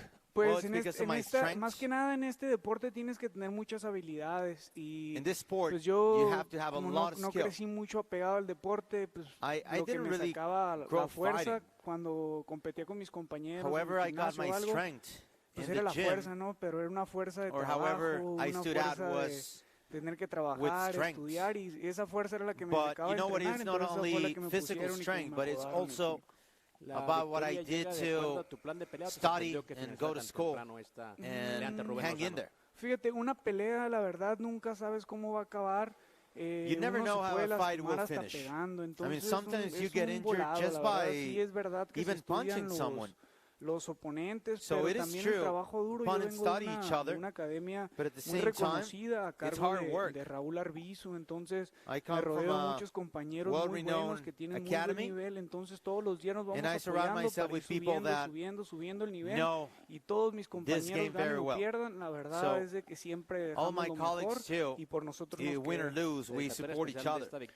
Para toda mi familia, la verdad que soy muy afortunado, me apoya mucha gente, amigos, familia, my whole family, a todos los del my equipo. friends. Yo me siento afortunado de tener tanta gente que me apoya y pues yo, mientras sigan confiando en mí, con eso yo les voy a seguir dando peleas, la verdad. Siempre doy todo de mí, un saludo a mi familia que me está viendo, mis amigos, a mis compañeros, a todos, y pues aquí estamos para seguir chambeando, gracias a Henry y a Joe por darme la oportunidad de estar aquí en esta muy buena empresa. Vamos Henry Briones and our president Joe Mendoza, and I'm ready to get another opportunity. Alejandro Jorge Sánchez, otro ganador de LUX012, vuelvo con ustedes a la mesa de transmisión de Lux Fight League.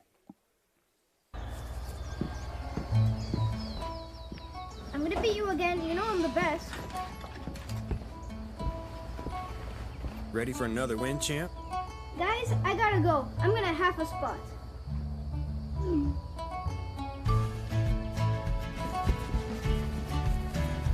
For the next generation of competitive anglers and hunters. For legacy, half a spot. Win online cash tournaments. Download the app today.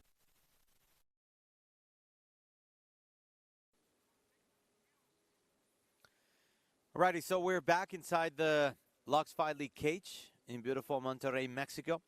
here at the Show Center Complex with Ilima Ley McFarlane. I am Francisco X. Rivera. Glad that you can join us once again for another great round of exciting MMA fights here, Latin American style, and we've seen great things so far. Ilima, what's been your favorite so far? Oh man, my favorite? You know, I actually really enjoyed the Kevin Morales fight, and they were originally supposed to be on the prelims. They got bumped up to the main card, and so I like them being able to have that opportunity to be able, especially making your professional debut with such a great promotion under the big lights and being successful. So I'm really happy for Kevin Morales, and I really enjoyed that fight. Alrighty, so we'll be back with more. We're going to have Mike Villegas, the Ultimate Fighter veteran, facing Edgar Cebollero. So can't wait for this one. This should be good. A pretty good fight then again between Edgar and Miguel, who's back in the Lux Fight League cage.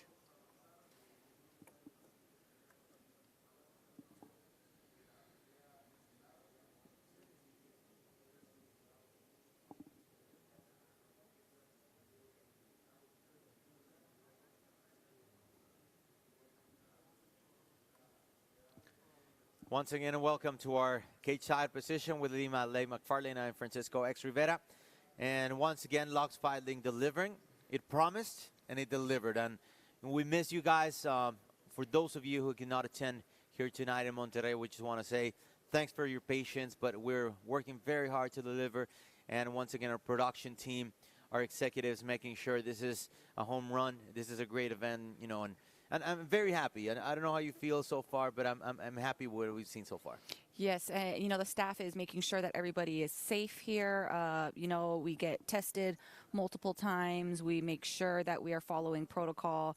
You know, they're disinfecting the cage in between each match, which I think we should just do in general, even pre-COVID, post-COVID. I think that would be a good idea. You know, sometimes you are fighting on the blood of the fight before you. So I think that's a really good idea. And I think that, again, Lux has done a really amazing job of making sure everything runs smoothly.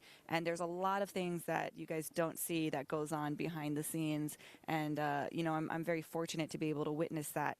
Normally I'm inside the cage just worrying about fighting, but now being behind the scenes with everything, man, I appreciate the staff so much more after this.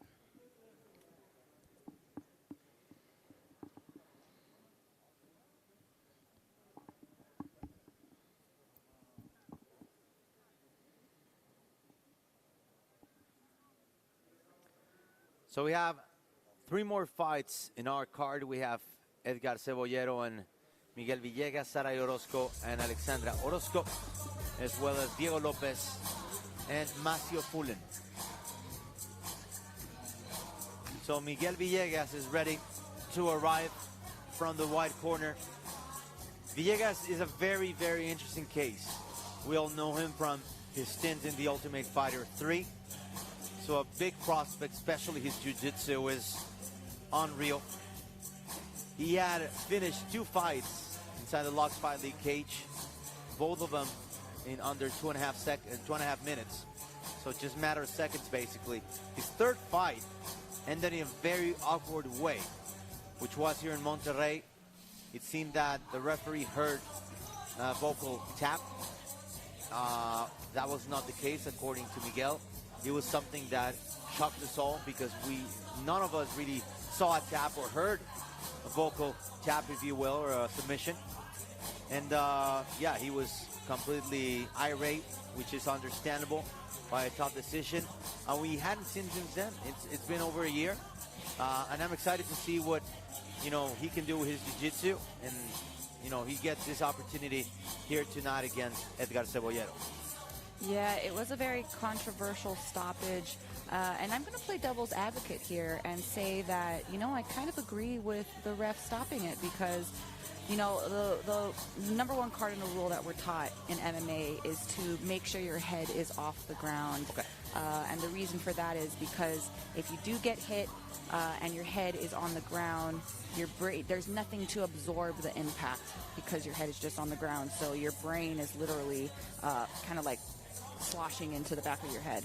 And when I watched that fight, I did see Miguel take 3 pretty big shots to the head while his head was on the mat. And so being a ref, you know, I feel that the ref was actually just looking at his head and not necessarily looking at his hands and his feet, and that he was going for a heel hook leg lock submission. So, you know, I kind of agree. And, you know, just being such a young fighter, it's the fighter's safety and health that the ref is worried about. So, you know, part of me does agree with the stoppage. And, you know, at the end of the day, Miguel is young. He's promising. He's a young buck. He lives to fight another day. Yeah. But I can tell that he is fired up to get back in there. You know what? This is what I love about MMA and different opinions. You are the first person that I've heard playing devil's advocate here. So, and it also, you have to talk about the tough job that the referee has. And we send a shout out to our Tio, your Tio, my homeboy, Mike Beltran. Tio Beltran. He just commented on my post earlier and was like, hey, that's my homie. That's right. And, you know, these referees, we got to give them props. I mean, their job, and what they have to do without replay or anything like that, it's just a matter of seconds. It's remarkable. And, you know, it's a part of, just like injuries and what we mentioned before, it's a part of the job. And it's human error. It could be human error or human correct answer. Alrighty, so facing Mike Villegas tonight will be a fighter from Costa Rica. They call him Cebollero, which will basically be something related to onion. Someone who cuts onion, that could probably be, or onion chopper.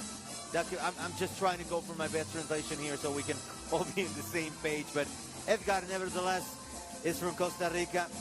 I love his music. He recently fought Alejandro Mandarina Solano, who is probably the most accomplished Costa Rican fighter ever. Solano, just to give some context, fought for the championship here in Lux Fight League against Diego Lopez when Diego won his belt for the first time. So a pretty remarkable win there for Cebollero against Alejandro Mandarina Solano. He trains at Striking Performance Center in Costa Rica. He's 32 years old and has won 5 out of 6. So I think you're going to get 2 fighters in different stages. A very motivated one against Villegas. Yeah, he's a veteran, but must be some uncertainty after that very controversial last loss. Yeah, and the nice thing about this matchup, too, is that both of them are jiu-jitsu practitioners under Atos, which is one of the best jiu-jitsu schools in the world.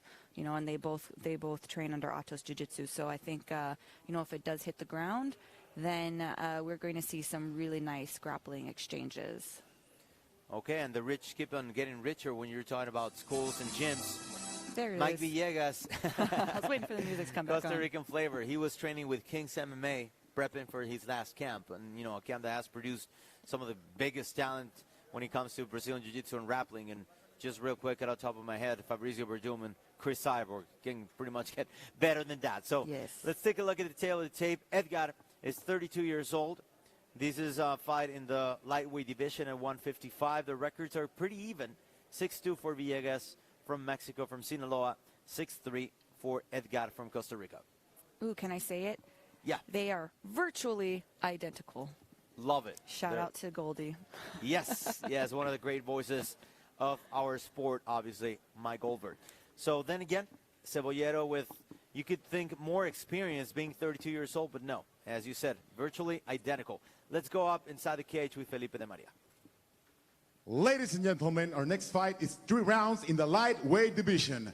Nuestro siguiente combate es a 3 asaltos de 5 minutos en la categoría de peso ligero de Lux Fight League. Presentando primero en la esquina blanca, un experto en Brazilian Jiu-Jitsu, récord profesional de 6 ganadas, 2 perdidas, una altura de 1,73 metros y un peso oficial de 155.3 libras. Presenting now on the white corner, he's an expert in Brazilian Jiu-Jitsu, professional record of 6 wins, 2 losses, standing 5 feet 8 inches tall, an official weight of 155.3 pounds. From Los Mochis, Sinaloa, and fighting straight out of Tijuana, Baja California, Mexico, he's Mike the Destroyer Villegas.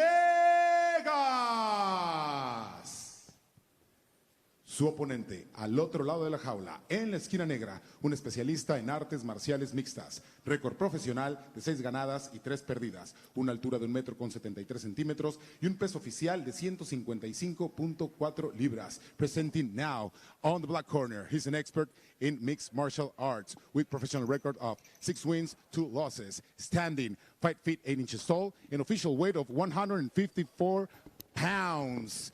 Fighting straight out of Costa Rica, is Edgar El Cebollero Delgado. So we should be underway momentarily, as it has to happen, obviously. It could happen. We're undergoing some technical difficulties. We'll be right back with more. Stay with us.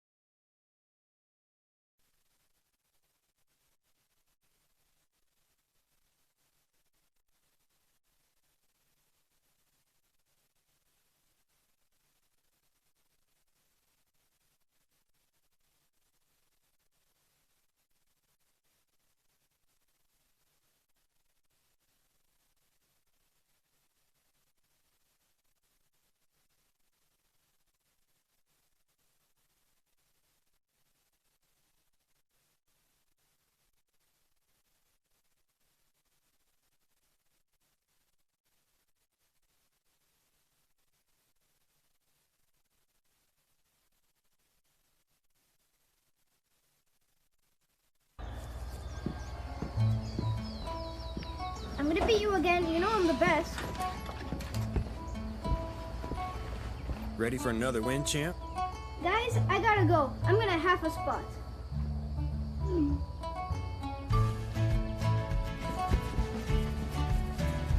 For the next generation of competitive anglers and hunters. For Legacy, half a spot. Win online cash tournaments. Download the app today.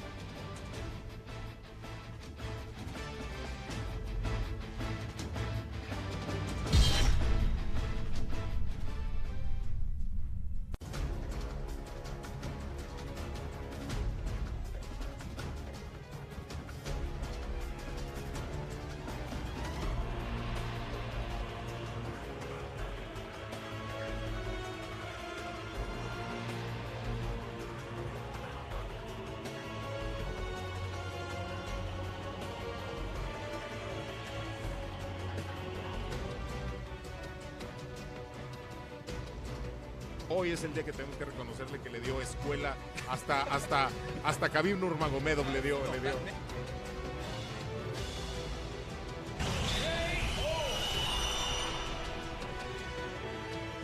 Caer en este asalto y ahí está, sangre. Nos vemos el día de mañana en LUX012.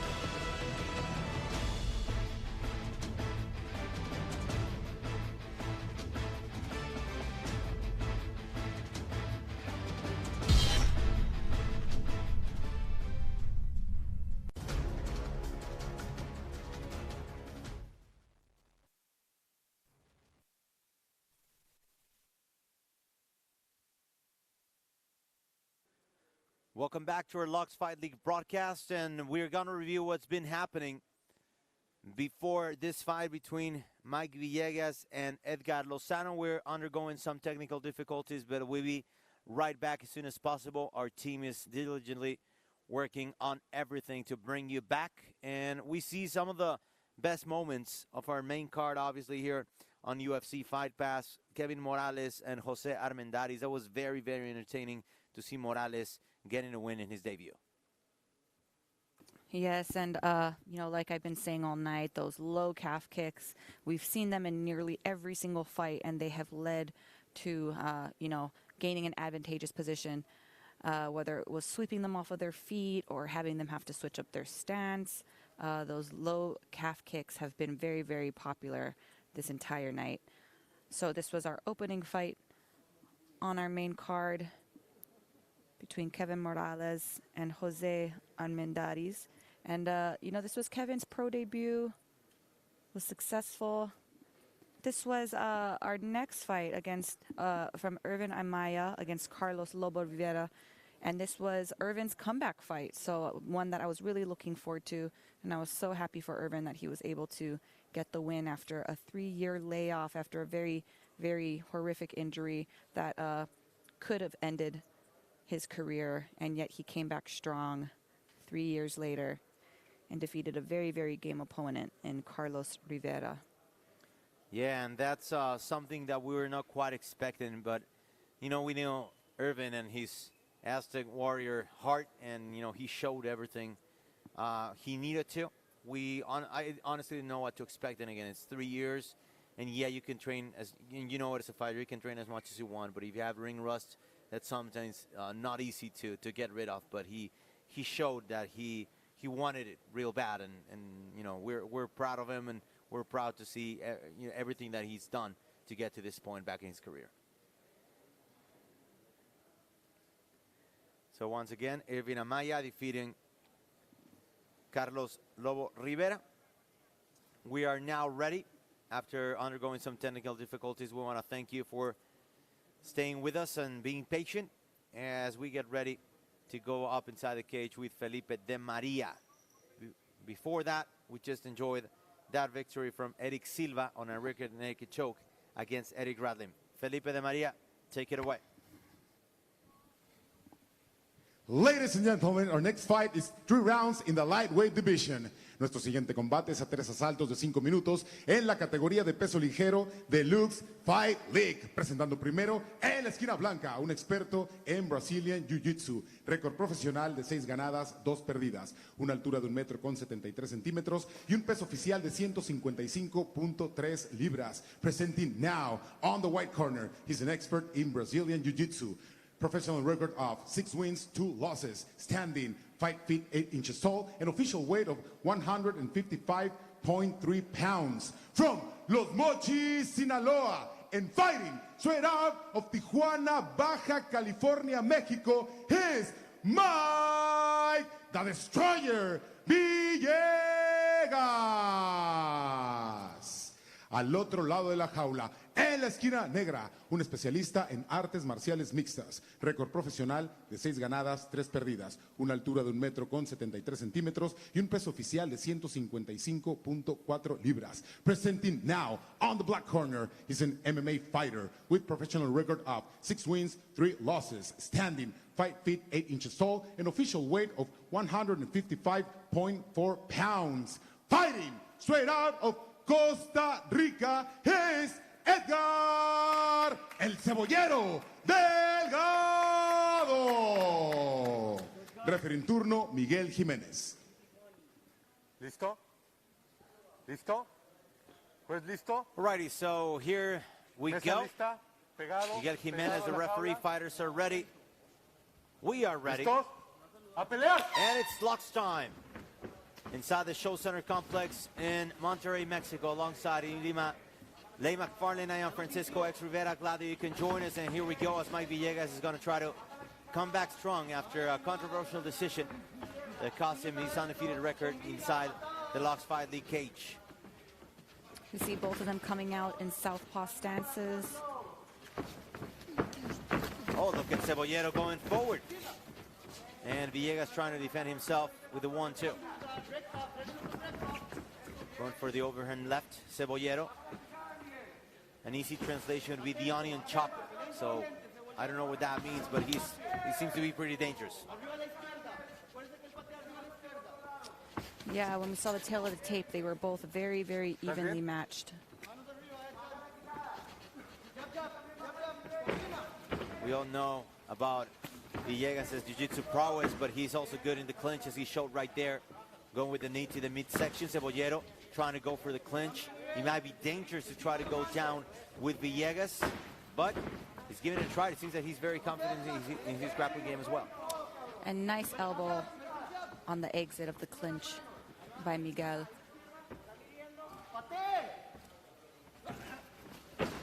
Wow, good overhand left by Delgado.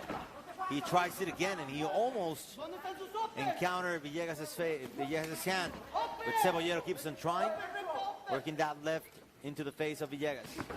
Wow, once again the 1-2 combination. Very unorthodox stance by Cebollero Delgado. His angles are not necessarily very orthodox either, but he looks to be effective. Yeah, and already we haven't seen this long of a fight go on really with Miguel. Most of his finishes have come within very early on in the round. He got stumbled there. Villegas coming down. He's hurt, and Cebollero keeps him going. Villegas is down. This could be the end. Let's see if his jiu-jitsu can save him. As Cebollero goes down in a tough position, although we all know Villegas is very dangerous, working off his guard. Going for that heel hook. Wow. Villegas, what a turn of events here. Cebollero is in trouble. Villegas trying to then again use his jiu-jitsu to get saved after withstanding that barrage of punches. Oh, he got an inverted triangle. Wow. Oh, beautiful by Cebollero. Shows he has jiu-jitsu of his own. He has an inverted triangle or a reverse triangle. And Mike is doing the right thing, trying to step over. But as a result, he's actually making it tighter on his on himself by stepping in that direction. But he's out. Yeah, he's out. So Villegas still has some life left here in the first round. 2 minutes.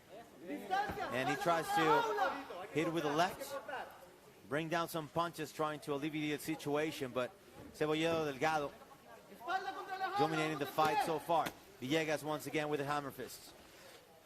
Trying to go for the triangle there is Delgado. And Villegas with a good base right now, throwing some punches. We're back with two fighters on their feet. Cebollero read that very well. As soon as Miguel postured up to strike, Cebollero was able to stand up. So that is one downside of trying to rain down punches. You are releasing your pressure that you have on your opponent and giving them the opportunity to create space and get up. Right now we have Cebollero going for the takedown, the single leg. He's unable to take him down with that first attempt. Miguel has some nice chip shots. So once again, that annoying clinch, Villegas is able to get out of it. The Ultimate Fighter Season 3 alum, Miguel Villegas, born in Sinaloa, Mexico. 50 seconds left here in the first round. Thank you for watching UFC Fight Pass with their coverage of Lux Fight League 12. Another exciting round of fights here in Monterrey as Cebollero Delgado looks to go forward.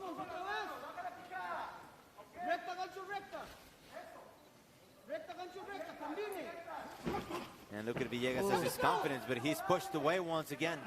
Powerful shot there by Cebollero. Trying that uppercut right there. 20 seconds left, and Delgado can win his fight any moment.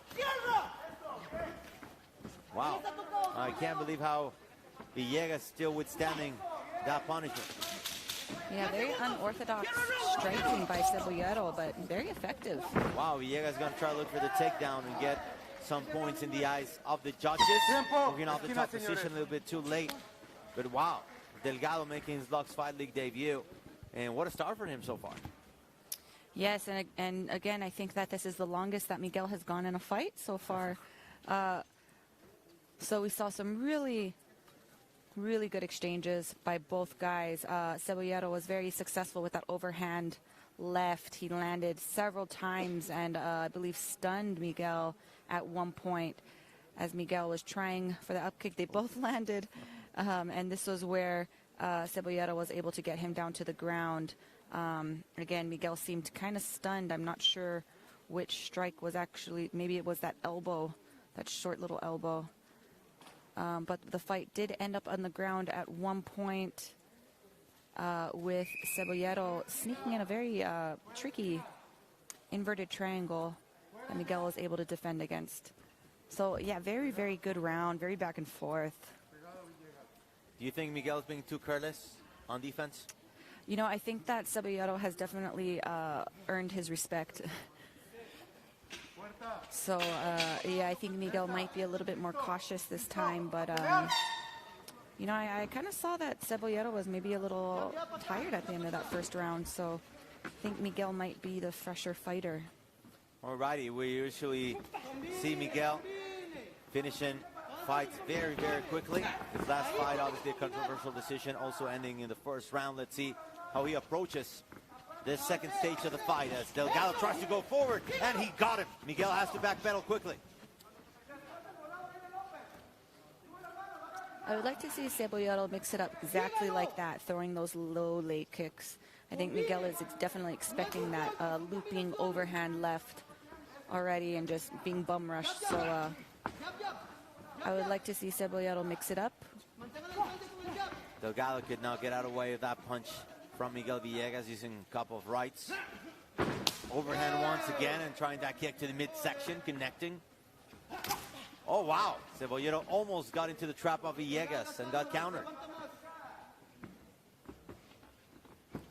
And these two are leaving it all in the center of the cage.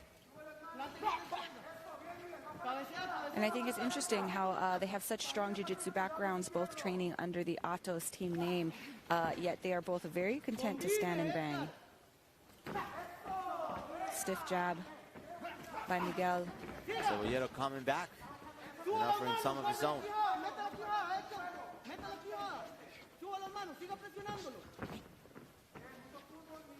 And Villegas being a bit more cautious than in the first round. Let's see where he keeps his hands after Cebollero comes inside.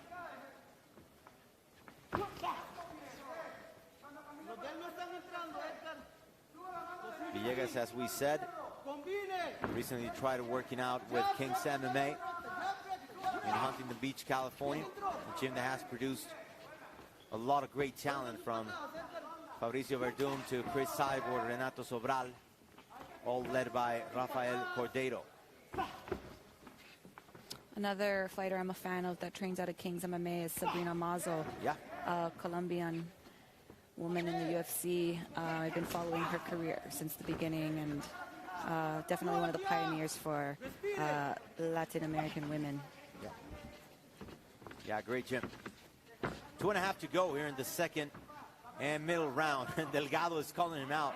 He's like, what do you come out to play? Come on, Miguel. And Cebollero says, okay, you're not coming out to play. I'm coming inside, and I'm getting you. I like this healthy, competitive talk. I mean, I don't know what they're saying, but it seems, again, these guys are game.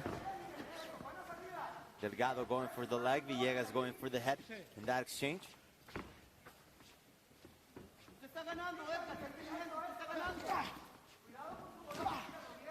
And then again, this is not the Miguel Villegas we have seen before, dominating the fight completely. He's getting a game opponent. And a great job by our matchmaker, Henry Briones, putting together this card. And this had to be the ideal matchup for anyone who likes mixed martial arts. Yeah, I'm not going to lie. When I saw Cebollero and you know, coming from Costa Rica and not really fighting, you know, people a very, very high caliber, I was a little worried for him, but I stand corrected. I mean, he is here.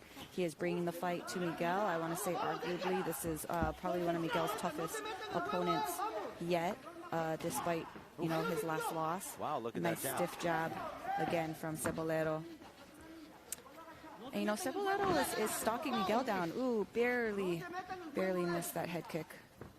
Yeah, and he keeps on chasing. Yeah, Cebollero is controlling the center of the cage. which might have an effect on the judges' scorecard, especially since these exchanges are pretty even. Miguel already bleeding some blood off his nose. And Delgado tries to come inside once again. Wow, Oh, what nice a combination. uppercut. 4, 5, 6 punches right there from Cebollero Delgado, the Costa Rican native. And he keeps on inviting him to come out and play. Yeah, you know, as the rounds go on longer, the more relaxed and comfortable he feels. He's finding his range more. You know, and this is the first time that Miguel has been in deep waters. So I think, oh, nice up elbow by Miguel. How's that bleeding from the nose affecting you as a fighter? Oh, it affects your breathing for sure, which, you know, if you can't breathe, then... Oh, nice little scramble right there. But like you asked, how does having a bloody nose affect you? It's very difficult to breathe, and you can't oxygenate your muscles, so you end up getting tired a lot faster. Wow, and trying to do the trick. Cebollero with that left hand. That could have been it. A nice overhand. Again, very even exchanges by both fighters, but I'm going to have to give Cebollero the edge on this one. Just seemed like he was, again, controlling the center of the cage. He was the one that was pursuing Miguel the entire fight, so I have to give. It was a very, very close round, but I think Cebollero did enough to edge him out. Alrighty, we are ready for the third round here at the Show Center Complex in Monterrey, Mexico. Miguel Villegas, the Ultimate Fighter 3 alum, facing Edgar Cebollero Delgado, native of Costa Rica.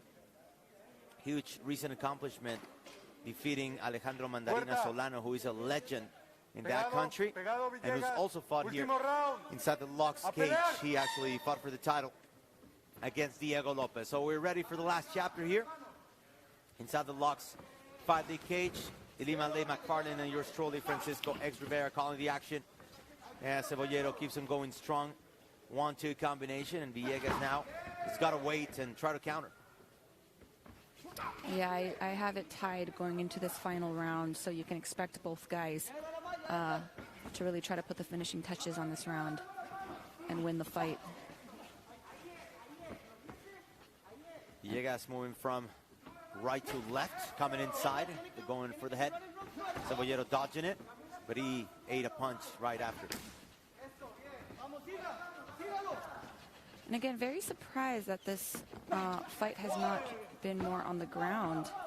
I don't know if that's by design, you know, if both fighters don't want to go to the ground with the other one, or if they're just having too much fun standing and trading.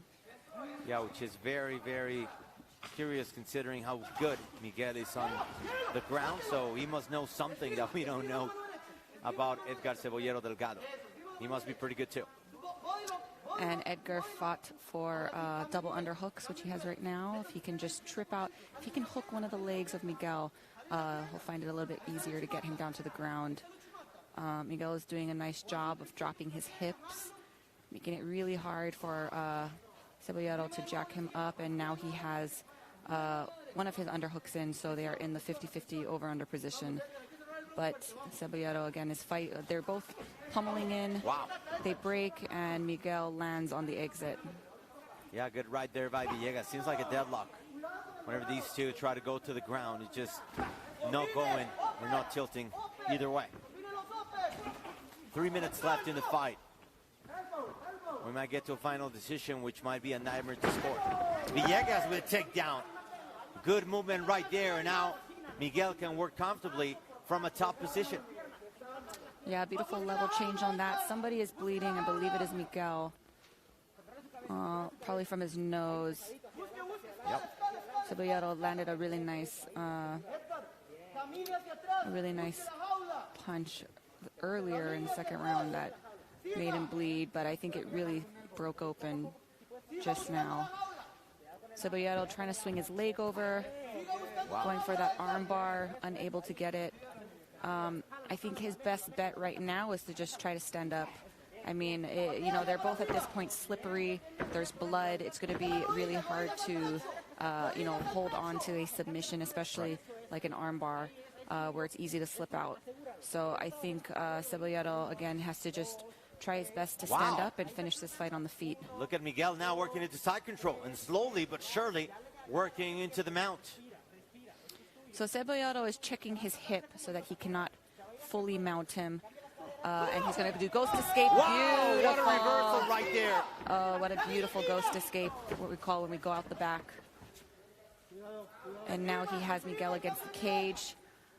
Yep, I would just hold him right here, try to pepper his legs a little bit. Wow, but then again, what a beautiful reversal. My question would be, how much does that count in the eyes of the judges?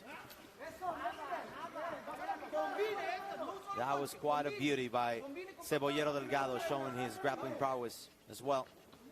We all know about Villegas and his great performances on the ground, his Brazilian Jiu-Jitsu, but Cebollero not too shabby either. We have a little over a minute left in this final round, and arguably, this is anyone's fight at this moment. So we'll see how these guys throw down in this final minute. So Villegas backpedaling a bit, also moving side to side. Coming down with the hard left right there. Cebollero goes hard and misses. Villegas trying to bring him down, which could even put to the eyes of the judges. Beautiful trip right there by Villegas. Let's see what he's able to do as he comes down with the elbow. And Delgado looking for the triangle right there. Escaped. 20 seconds. Miguel going for the can opener right there. Lots of pressure on the spine and the neck. Yeah, I would just say, just start throwing. Both of you guys just start throwing, because again, this fight is anybody's fight at this point. Yeah, we have no idea about how will this end. Great effort, great chess match between Miguel Villegas and Edgar Cebollero Delgado. Miguel thinks he's won it. Delgado and his approach is a bit more calm, a little bit more humble. We'll get to see what happens right after we get the score from the judges. Yeah, Miguel is always very, very intense after all of his fights. But again, I think that fight really could be any of theirs at this point. I don't know how the judges scored those takedowns. Miguel did finish very strong with lots of hammer fists and just raining down some ground and pound. But, was that enough to take that final round?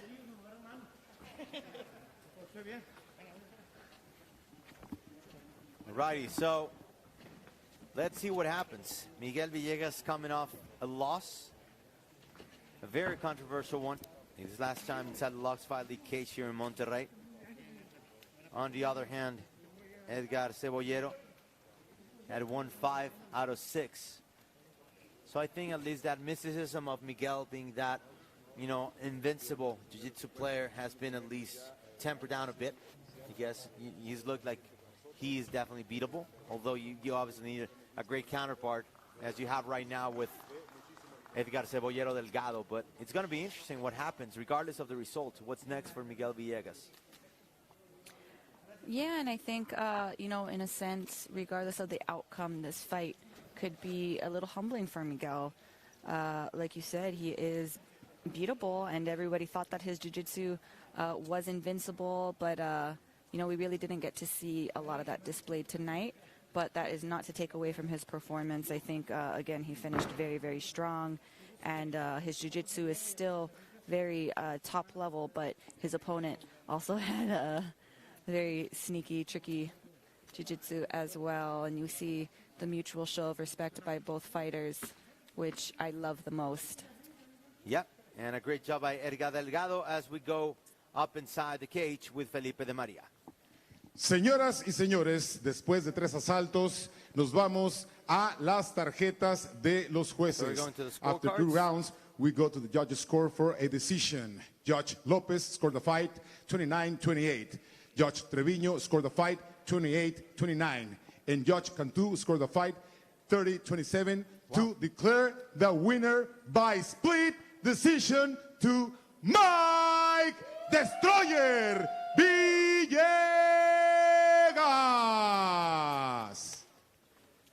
It could have gone either way, to be honest with you. So, you know, I don't think it's a controversial finish. It's a close one, but, you know, it could go either way. And as you said at the end of the fight, guys, start throwing. You know, make that effort because you don't know what's happening now. So, you know, it's one of those where it's just a close to call.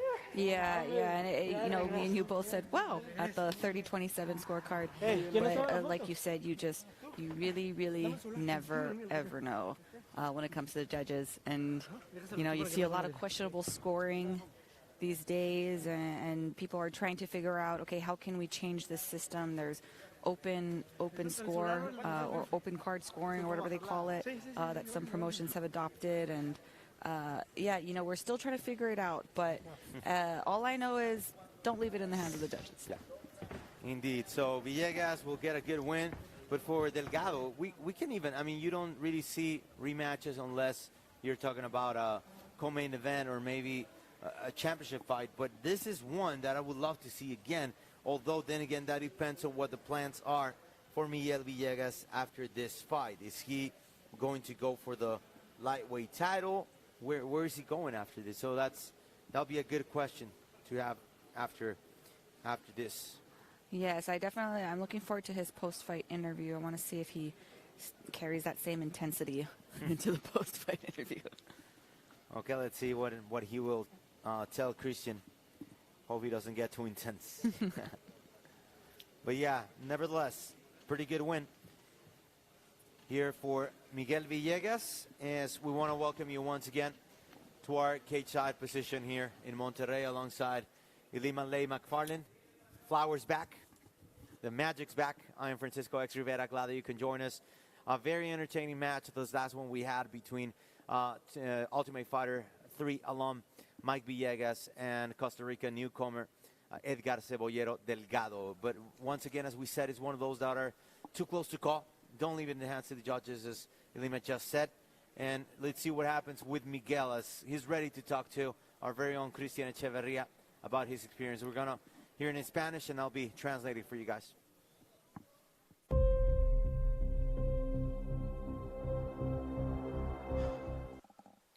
Gracias por ser parte de la experiencia Lux. Seguimos hablando con los ganadores de la noche. Es el turno de Mike Destroyer Villegas. Mike, felicidades por la victoria. Una pelea que hay que decirlo, arrancó cuesta arriba. Sí, what a muchas win. Gracias. Congratulations. Muchas gracias a ti y a todo el staff de Lux. Estoy que no quepo de thank you so much to you. La felicidad después de estar de regreso. And our staff. I mean, I'm so una pelea happy difícil, being back here. Tal y como nos lo esperábamos, arrancó más duro de lo que yo me esperaba. Actually, tougher than what I expected. A bailar un poquito, pero he got me dancing around the cage for a bit, but we were able to overcome. Mike, era un duelo de estilos, era un duelo también Costa Rica-México, era un duelo que se fue más allá de una simple pelea. Y como dices, se complicó bastante, pero lo sacaste a base de testosterona, por supuesto, tuvo ese arsenal que traes preparando hace rato. Claro, mira, yo creo que los dos somos grandes exponentes del jiu-jitsu. Y por lo mismo, yo creo que ninguno de los dos se quería ir al piso. Estamos arriba haciendo nuestro striking. Nos preparamos para esto. Traté de hacer una pelea inteligente. Fue duro. Algo a lo que no estoy totalmente acostumbrado, pero como dices, a base de técnica, trabajo, inteligencia y muchísimo corazón sacamos esta pelea. Mike, rápidamente, planes para este 2021. Quiero el cinturón. Quiero el cinturón. Era el jefe también. Mira, se lo acabo de decir a Joe. Y lo dije con Felipe hace I just told unas President semanas. Joe Mendoza and spoke to our commentary team. I won the belt. Claro que no es mi decisión. En dado caso de It is not my decision. el boss o Henry quieran hacer una pelea más, quiero que pierda el estelar. Al que pierda o al que gane. Cualquiera whoever no loses contexto, pero claro, in the main fight, más I really want to get a shot. Fue Mike Villegas, el Destroyer, ganador hoy en LUX012. Mike Villegas, regresamos a la mesa de transmisión y siga disfrutando de la experiencia Lux. And, you know, those words are, then again, not subtle or soft. He wants the belt.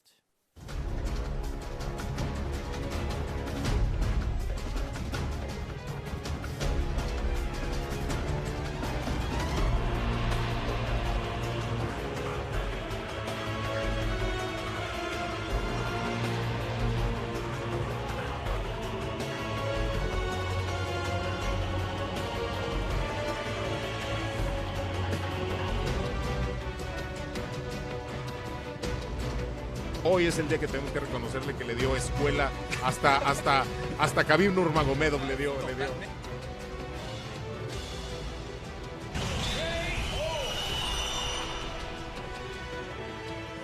Caer en este asalto y ahí está, Sanguin. Nos vemos el día de mañana en LUX012.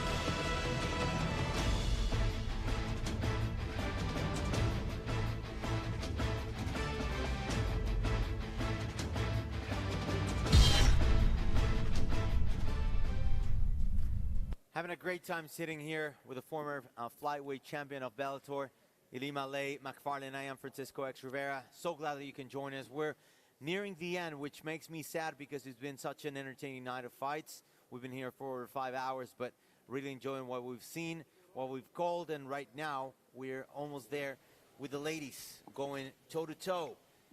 A division you know very well, the flyweight division, 125 pounds. Our semifinal in the Guerreras Lux or Lux Warriors, talking about the female tournament, Sara Orozco against Alejandra Orozco. Tell us a little bit. You having that experience being a multiple-time world champion in that 125-pound division. What can we expect in this fight between the two Orozcos? Well, you know, these ladies have an opportunity to ultimately be the champion of this division. And I was part of that first wave of women that were signed to Bellator when they said they wanted to create this division. So I feel like these girls are in the same position that I was back when I first started a few years ago. So again, very, very exciting. It could change either one of their lives, you know, becoming a champion, a world champion. And of course, I'm not biased or anything, but this was the fight that I've been waiting for the entire night. I just love women's MMA. I love watching them fight. You know, women's fighting is a lot different. They go for it. It's like they put everything out there on the line, and they are so tough. I always say that, you know, women are the ones that have to bear children. We are much tougher than the guys. We can tolerate a lot more pain. So I'm very excited with these two girls. Their styles are completely different, actually. So that should make for an interesting matchup. But they both look completely focused the entire fight week. They were both on weight, shredded. You could tell that they spent a lot of time preparing for this fight in this tournament. So, again, very, very excited.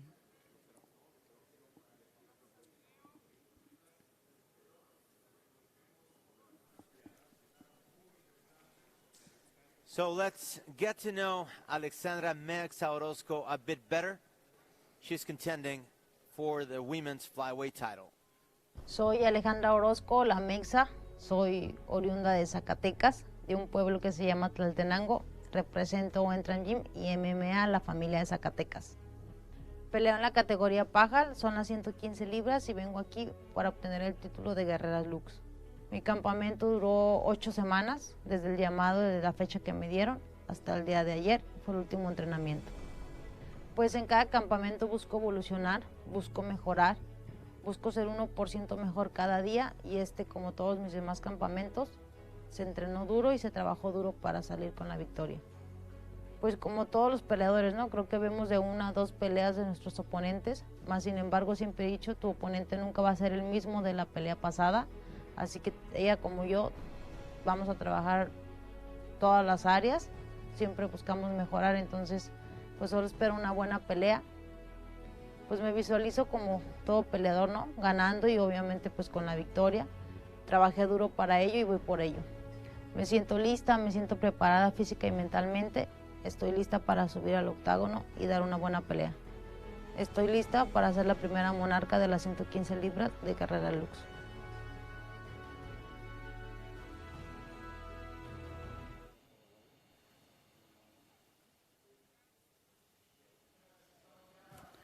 And here comes Alejandra Orozco, walking out soon. We have to note they are not related. These two just share the last name. They share the fierceness, the competitiveness, but they are not related by blood, not even close. And they call her La Mexa, which relates to her Mexican background, obviously. Alejandra Orozco. This is the semifinal of the Guerreras Lux tournament, or Lux Warriors, if you will, the women's flyweight division. You brought a great point. in our last segment when you talked about them being hungry and being part of a new wave, just as you were with Bellator. You won a vacant title. That's exactly the same these ladies are fighting for. Just, does it make a difference if you're a contender or fighting a contender versus trying to win that vacant title? You know, when I fought for the vacant title, I just wanted to make history. Okay. So, you know, in a sense, I felt like there was more pressure because you want to be the inaugural, you know, and like Alejandra said, the first monarcha. And, you know, forgive me, I don't know the metric system over here, but I believe that this is actually the straw weights, the 115ers, you know, which I was questioning too because they do look kind of smaller than me. So I'm like, is this really the flyweights? So I believe that this is actually the strawweight division, 115 women. So again, they are fighting for the strawweight vacant title. This is the semifinals of the tournament. And yeah, but like I said, you know, you want to be able to make history and to be able to say that I was the first. That's very interesting again. So more pressure put inside the octagon now with Alejandra Mexa Orozco and Sarai Orozco. So Alejandra is inside the cage now, checking last details, obviously. This is the semi-final as we are ready to introduce her opponent, Sarai Orozco. Let's get ready and check out this introduction video.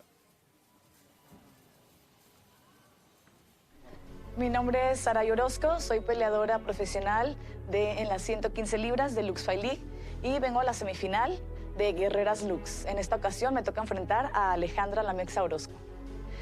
Bueno, fue uno de los mejores campamentos que he tenido, ya que tuve el tiempo suficiente de prepararme en todos los aspectos, tanto físicos, técnicos, tácticos, psicológicos. Entonces vengo muy bien preparada, vengo segura y vengo lista para ganar esta batalla. Bueno, veo a una rival que, al igual que yo, se está preparando para, pues ahora sí, para tratar de avanzar a la final. Sé que es una peleadora aguerrida, que no se echa para atrás. Pero pues yo me he preparado bastante para cualquier adversidad, cualquier contragolpe, entonces estoy lista para la contrincante que me toque vencer. Bueno, yo la verdad, como te mencioné hace rato, me siento súper segura porque he trabajado todos los ámbitos. He trabajado la potencia, o sea, he trabajado la resistencia, he trabajado todas las capacidades físicas que el campamento me permitió, el cual pues sí fue muy completo. Entonces, la verdad, no tengo duda alguna del trabajo realizado. Sé que vengo con todo, vengo más fuerte que nunca, tanto física como mental. Entonces yo estoy decidida, esa victoria va a ser mía.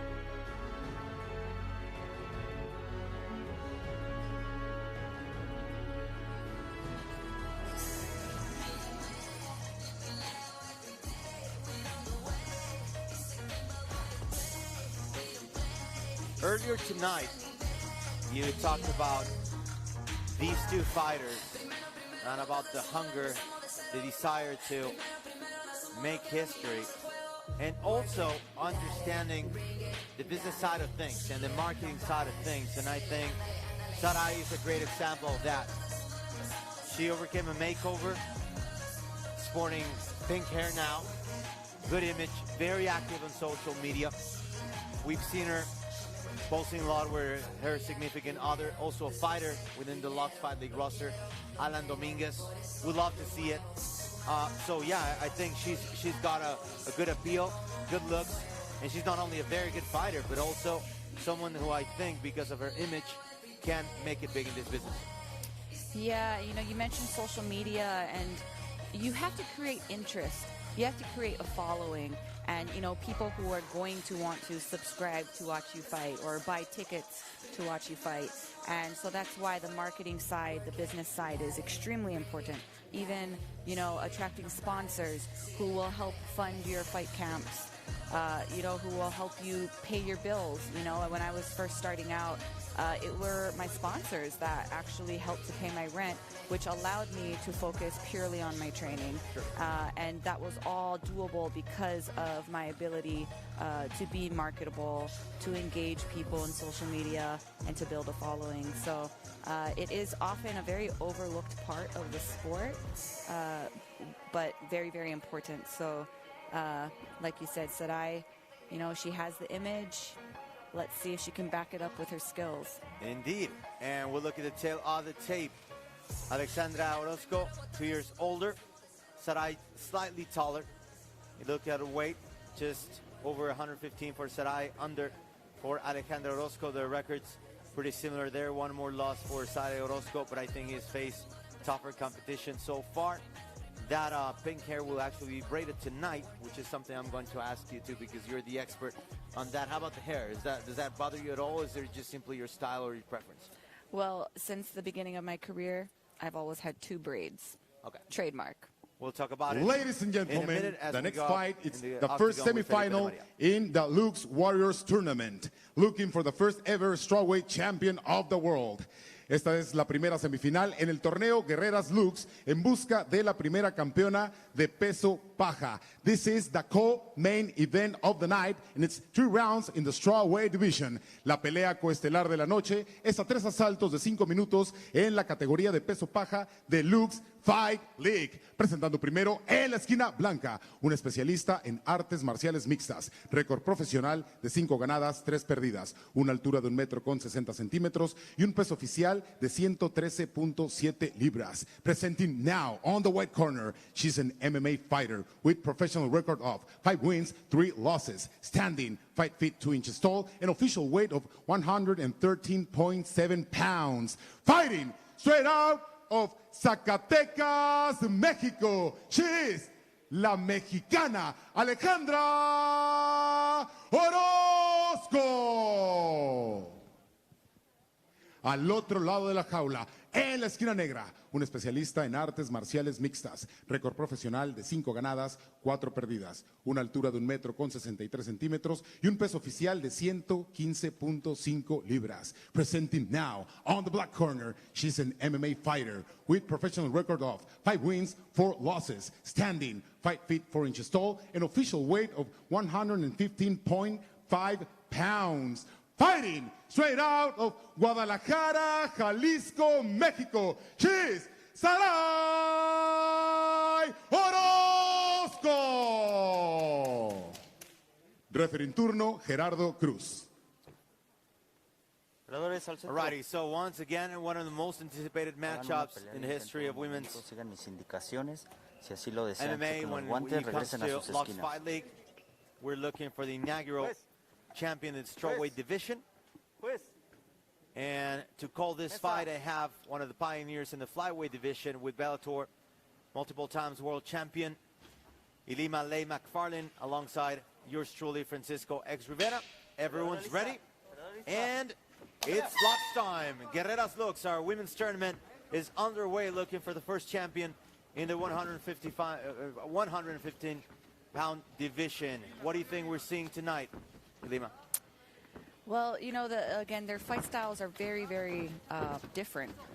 Alejandra really likes to throw lots of looping haymakers almost, and she's not afraid to take one to give one. But Sarai is the longer fighter.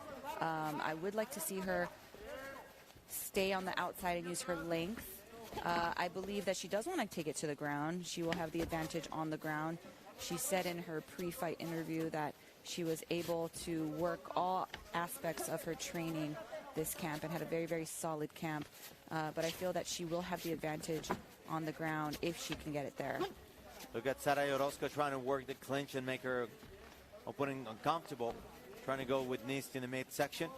And Alejandra just looking to weather the storm and throwing some knees of her own. Yeah, Alejandra does have the double underhooks, but Sarai is so long that she just can't you know, seem to clasp her hands together to get that leverage that she needs to. Sarai is doing a really, really good job at just pressuring her against the cage and peppering her with those knees, pummeling in. And notice her head position too, being the taller fighter. She has Really, really good control right now, keeping the top of her head underneath Alejandra's chin. And that pressure alone is very uncomfortable and forces you to move, especially with those braids. We were talking about hairstyles earlier, and you know, honestly, having your hair braided like that and having it shoved into your opponent's chin, beautiful knee. High knee, another one. You were talking about Sarai being long and flexible, and couldn't get any better than that. Yep, she read that extremely well.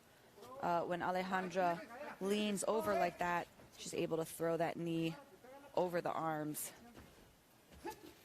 Once again, both knees meeting at mid-level, and Sarai working her power here. Trying to shorten the range is Alejandra Orozco in the whites. And something else to mention, these beautiful outfits that the women's are donning tonight. Sarai, black and gold. Alejandra, white and gold, keeping it a consistent line for ladies in Lux Fight League MMA. Oh yeah, it's gorgeous. I love both of their outfits. I would 100% wear the Lux uniform. I love, you know, like we were talking earlier about trademarks. I've pretty much worn the same style and have done my hair the same way from the beginning of my career, so that people can recognize me when I fight. And yeah, I always wear a rash guard that covers my torso and tights. Now Sarai keeps on working on the clinch. You know, it's her head position that's really keeping Alejandra against the cage. Sarai is doing a really, really good job, again, keeping that pressure in. And, you know, as soon as Alejandra moves her head over, that's when Sarai throws those high knees. So that head position is what is winning the fight. Alejandra tried to answer with her own high knee and just missed the target. Now Sarai with some punches to the midsection, trying to damage the legs as well. Let's see if the referee at any point intervenes, as this looks like a deadlock. Doing, you know, Sarai doing some damage, but at the same time, I don't think we'll get much better than this. Let's see. Well, now Alejandra counters the position, but Sarai puts her back. And you know, to viewers who aren't familiar with the sport, this might seem like a deadlock, as you said, but this is actually a very, very grueling position for both fighters. You know, Alejandra has to bear the weight of Sarai against the cage, has to fight to get off. Sarai, on the other hand, has to hold her against the cage, and really, although it might seem like there is inactivity, it is extremely tiring. So Alejandra is actually able to grip her hands together now. Good knee. But those double overs by Sarai broke her grip. Ooh. All righty. So Sarai is chasing at her. She looks hurt. Alejandra might be hurt. And look at Sarai, and her corner's pressuring her to go forward. Big overhand right, and another one from Alejandra. And a good leg kick. Look at Sarai. Yes. Pushing up the pace. It's a good combination. Some knees added as icing on the cake here to finish the first round, but Sarai dominating the first round here against Alejandra Orozco. And honestly, that was a really smart round by Sarai. Here we have her again holding Alejandra against the cage and landing those beautiful high knees up to the head. You know, Alejandra just couldn't get her knees going. Sarai was very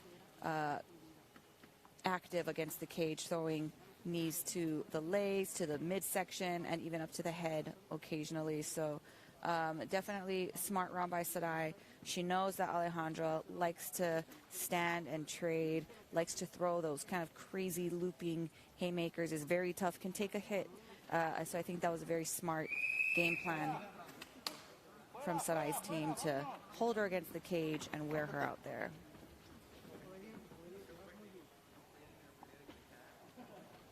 So Sarai is ready for the second round. More experience for her, even though she only has one more fight than her counterpart.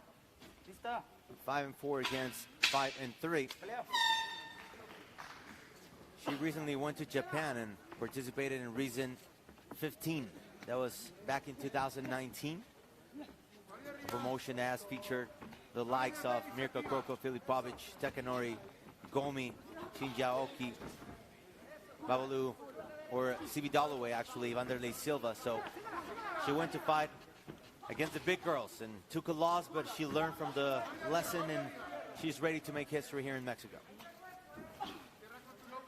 Yeah, and you know, we've talked about other fighters fighting in different promotions around the world and getting out of their comfort zone. So that's, you know, if there's anywhere that's, you know, more foreign than over here, it would be Japan. You know, the culture, everything, even down to the bathtubs that they have to cut weight in, or the lack of, rather. So for her to be able to say that she went out and fought for Rizin, you know, the biggest promotion in Japan, that's a very, very big testament. Right, she comes forward. Wow, turns in that machine. Good combination, 6, 7 punches plus knees. She keeps him going. Alejandra is hurt. And Sarai now with a Muay Thai clinch, going for some knees. Alejandra seems to be in trouble. Head kick. She doesn't know how to defend. She doesn't know how she's surviving, but she somehow is. Man, Alejandra is tough. She's just eating those shots. Oh, nice duck under by Sarai. You know, if I was Sarai, I would break the clinch and just pick her apart. She was having a lot of success trading on the end, but it's Alejandra that closed the distance, maybe so she could stop taking so much punishment from those shots. Wow, Sarai keeps him going. Nose. Good 1-2, and then Alejandra misses right there. Good stick and move there by Sarai, and look at she ducks and dodges punches and keeps stronger, comes back stronger. She keeps him going now. Another left, working on the jab there. And you need to wonder how much gas she used in those flurries. Wow, she was actually holding her. There was something bothering her, and then they kind of took advantage.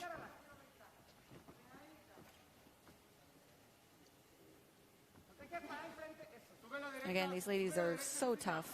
You know, Alejandra just ate probably a barrage of at least 10 hard punches and is still swinging, coming back. So, you know, I don't expect a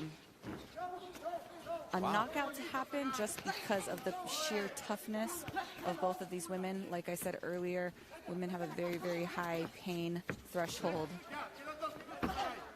And Sarai throwing the jabs. She threw a forearm right before that. She goes against the cage, trying to work on the clinch, which was very, very dangerous for Alejandra Orozco in the first round. And also very tiring for the fighter in the white outfit. Wow, Alejandra trying not to be an easy target. She keeps on moving, but somehow she finds the face of Sarai Orozco, but she reacts there with that 1-2 combination, finally landing in the face of Sarai. And you see her breathing out of her mouth right now. Like we said earlier, it is difficult to breathe with a bloody nose, not able to oxygenate your muscles. I mean, we know she's tough, but you can only be so tough when you don't have anything left in your gas tank anymore. Sarai working on the clinch once again as we have 1 minute left. This is the semifinals of Guerreras Lux, our women's strawweight tournament. Looking for the first champion in a 115-pound division. 45 seconds left in the second round. It's been all Sarai so far, so it seems that Alejandra will have a tough time heading to that last round. Sarai once again working on the clinch. As we said, she's 5-4, but a lot that she's learned going to Japan and coming back to Lux Fight League. Beating Yajaira Romo in the first round of this tournament. Even though it was a very close fight, Yajaira had beaten Sarai before she learned the lesson, came back stronger, and now she's beating up Alejandra Orozco. Might be too late, and Alejandra might get saved by the bell, but still quite a dominating performance so far for Sarai Orozco in the semifinals of the Guerreras Lux tournament. Great round for Sarai. Obviously a lot more activity than the first round. I think Sarai started finding her distance and, you know, started really feeling comfortable on her feet, using her long reach to her advantage, and landed quite a few nice shots against Alejandra. But Alejandra, like the gangster she is, like I expected, she took those shots and she fired back. So a lot of activity in that second round, but I would have to give it to Sarai. I think she is up 2 rounds right now.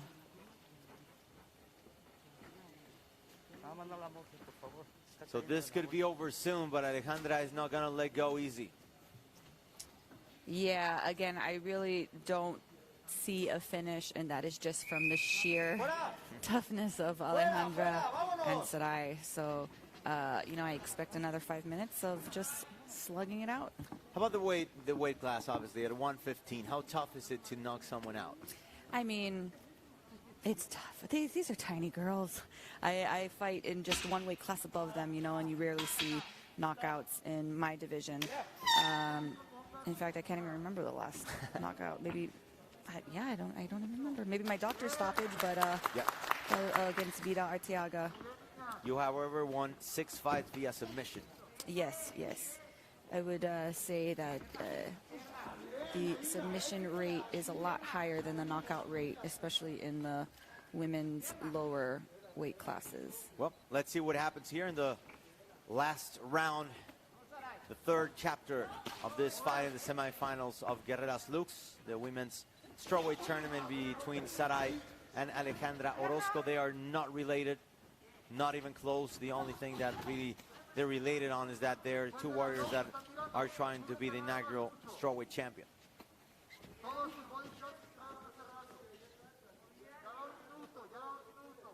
Sarai trying to go forward, Alejandra trying to work in that range. And Sarai looking to be the hunter. Wow, big overhand right by Alejandra. And Sarai couldn't counter. Yeah, Sarai, I like when she uses that jab and, again, stays on the outside, uses more straight punches. Alejandra, again, she likes to throw those looping shots, but that means that she has to close the distance. And so if Sarai keeps her on the end of her punches. Wow, great combination there to the midsection by Sarai. Now, Sarai, I think it's no secret she dominated the first 2 rounds. Is it time for her to basically retreat and just basically play with the clock a little bit? You know, I think she is at liberty to slow the fight down and to play it safe. I know that it might not be the most entertaining thing that fans want, but, you know, when something like a belt is on the line, you do want to be a smart fighter.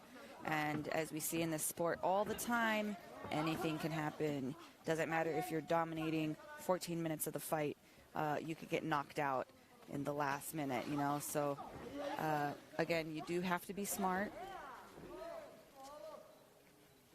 And look at Sarai Orozco. This couldn't be a better position for her, just basically trying to weaken her opponent by frustrating her and limiting her movement, pinning her against the cage with a clinch. Alejandra, however, not giving it away easily.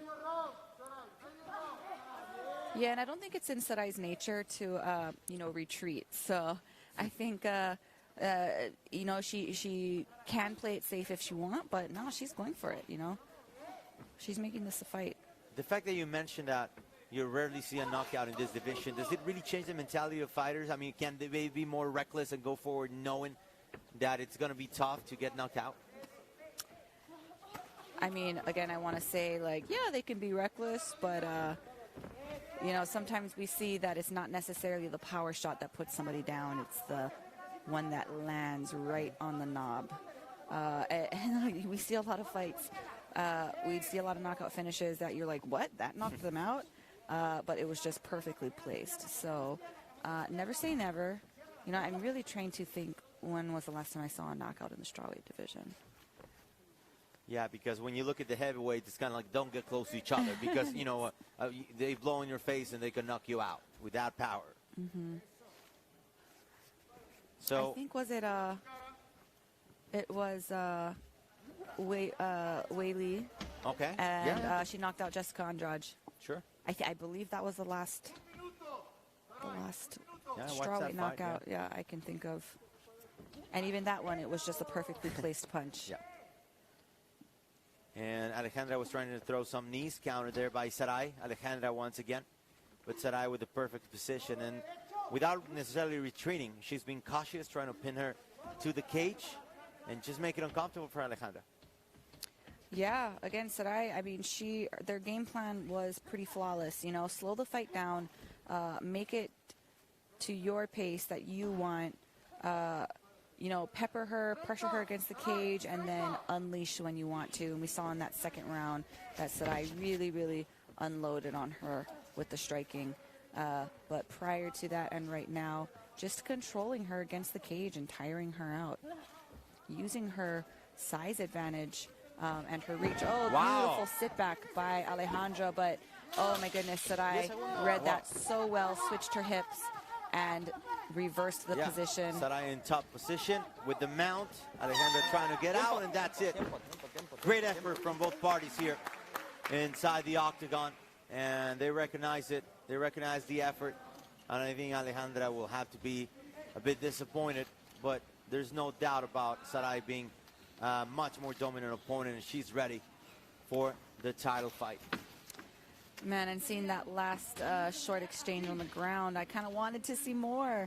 You know, it was a bummer that it was the end of the round, but you could see that both ladies, you know, they offered both good things on the ground. Alejandra with that beautiful takedown and Sarai with that reversal.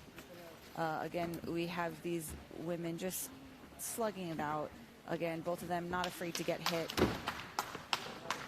Taking one to give one, but Sarai at the end of the day won the majority of those exchanges. Was able to control the pace of the fight, control the center of the octagon, and control Alejandra against the cage as well. Again, beautiful display of sportsmanship at the end of the fight there, which is one of the things that has stood out to me for this entire promotion and both cards, is that it's just complete mutual respect across the board from both teams, and it just shows that, you know, fighting, as we were talking about marketing and everything, it doesn't have to be filled with shenanigans and trash talking and all these characters.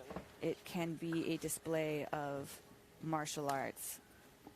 Let's go up inside the cage with Felipe de María. Señoras y señores, después de 3 asaltos, nos vamos a las tarjetas de los jueces. Ladies and gentlemen, after 2 rounds, we go to the judges' score for a decision. All judges scored the fight 30-27 to declare the winner by unanimous decision. And now, advancing to the finals, to Sarai Orozco.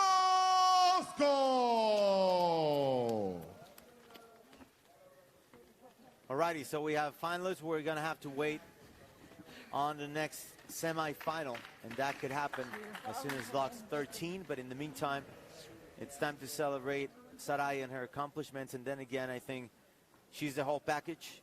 She's got the look, she's got the personality, she's a very good fighter as well. So, you know, I think sky's the limit.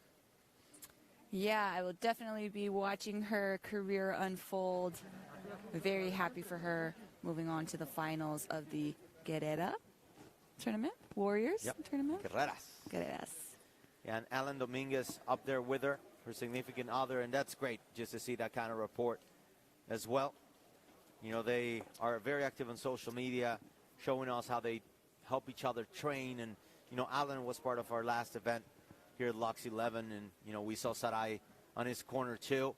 So, you know, it's great to have that relationship also where you're helping out, you know, calling the shots and, you know, seeing how you can basically help your partner out. Yeah, I mean, it's truly difficult dating as a female fighter. I don't think a lot of men want to date us, but so when you do find that partner that is supportive, you know, it's very, very fulfilling, and you know, it's like you're on the top of the world when you have a partner that supports your career. And I could say that for any woman that's in a strong position or in a male-dominated arena. So yeah, I love seeing fighter couples that actually work out, because it can be tough having two fighters in the house. You know, Yeah. it's basically two crazy people in the house. Yeah, I think the first time we saw that, I was with Cyborg Santos and Billy Evangelista a few years back when they were fighting for Strike Force, and yeah, it's one of those things where you could probably tell me better, but yeah, as you said, it's tough, but you know what, it's a lot of commitment. I would say it's sort of like being an actor, I guess, or a musician, when you're outside the house a lot, and you know you require special commitment for your work, and it's tough to understand. Yeah, yeah. Alrighty, let's go with Christian Echeverria and the interview with our very own Saray Orozco.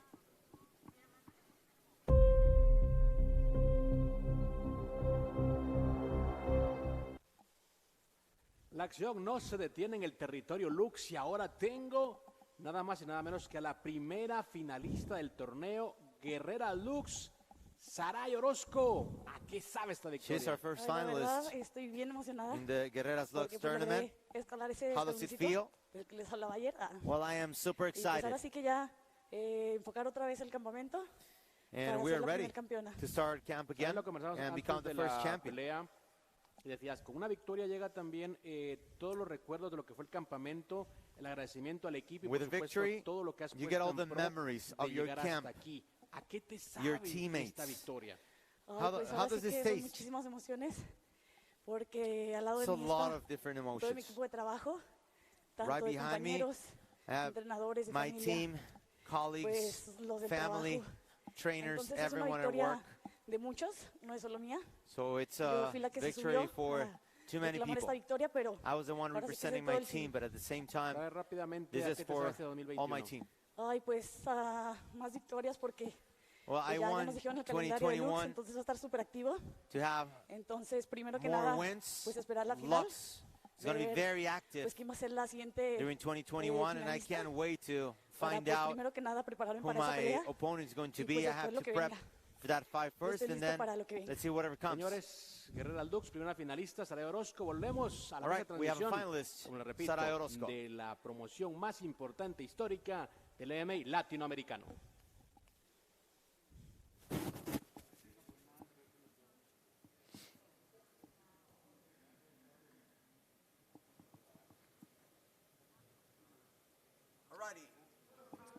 Former UFC fighter that got his first shot inside the Lux Fight League cage back on Valentine's Day 2020, which, then again, I've said it before, to me is a very significant date, not only because I went out and had dinner with my wife right after the fights, but it was our very last one before the pandemic. So it was a very significant event. After that, we didn't really know what was coming after. And just meeting Macio, very humble, great guy, back then at the Fronton Mexico in Mexico City, you know, gave me a sense of this guy's all business. Yeah, he's been in the UFC, he's been in the major leagues, but he's not taking this as a small opportunity. He understands that Lux is a great platform for fighters in Latin America, and he's ready to deliver, and he's not taking this very lightly. Yeah, I met Macio in San Diego when he used to train at Alliance, so great guy. And like you said, he's not taking this lightly, even though he has fought in the big leagues. Indeed. She has fought in the big leagues. One of the baddest women on the planet. I'm honored to be here with former flyweight world champion from Bellator, Elena May McFarlane. I am Francisco X. Rivera. So glad you can join us. And yeah, it's time to talk about our main event.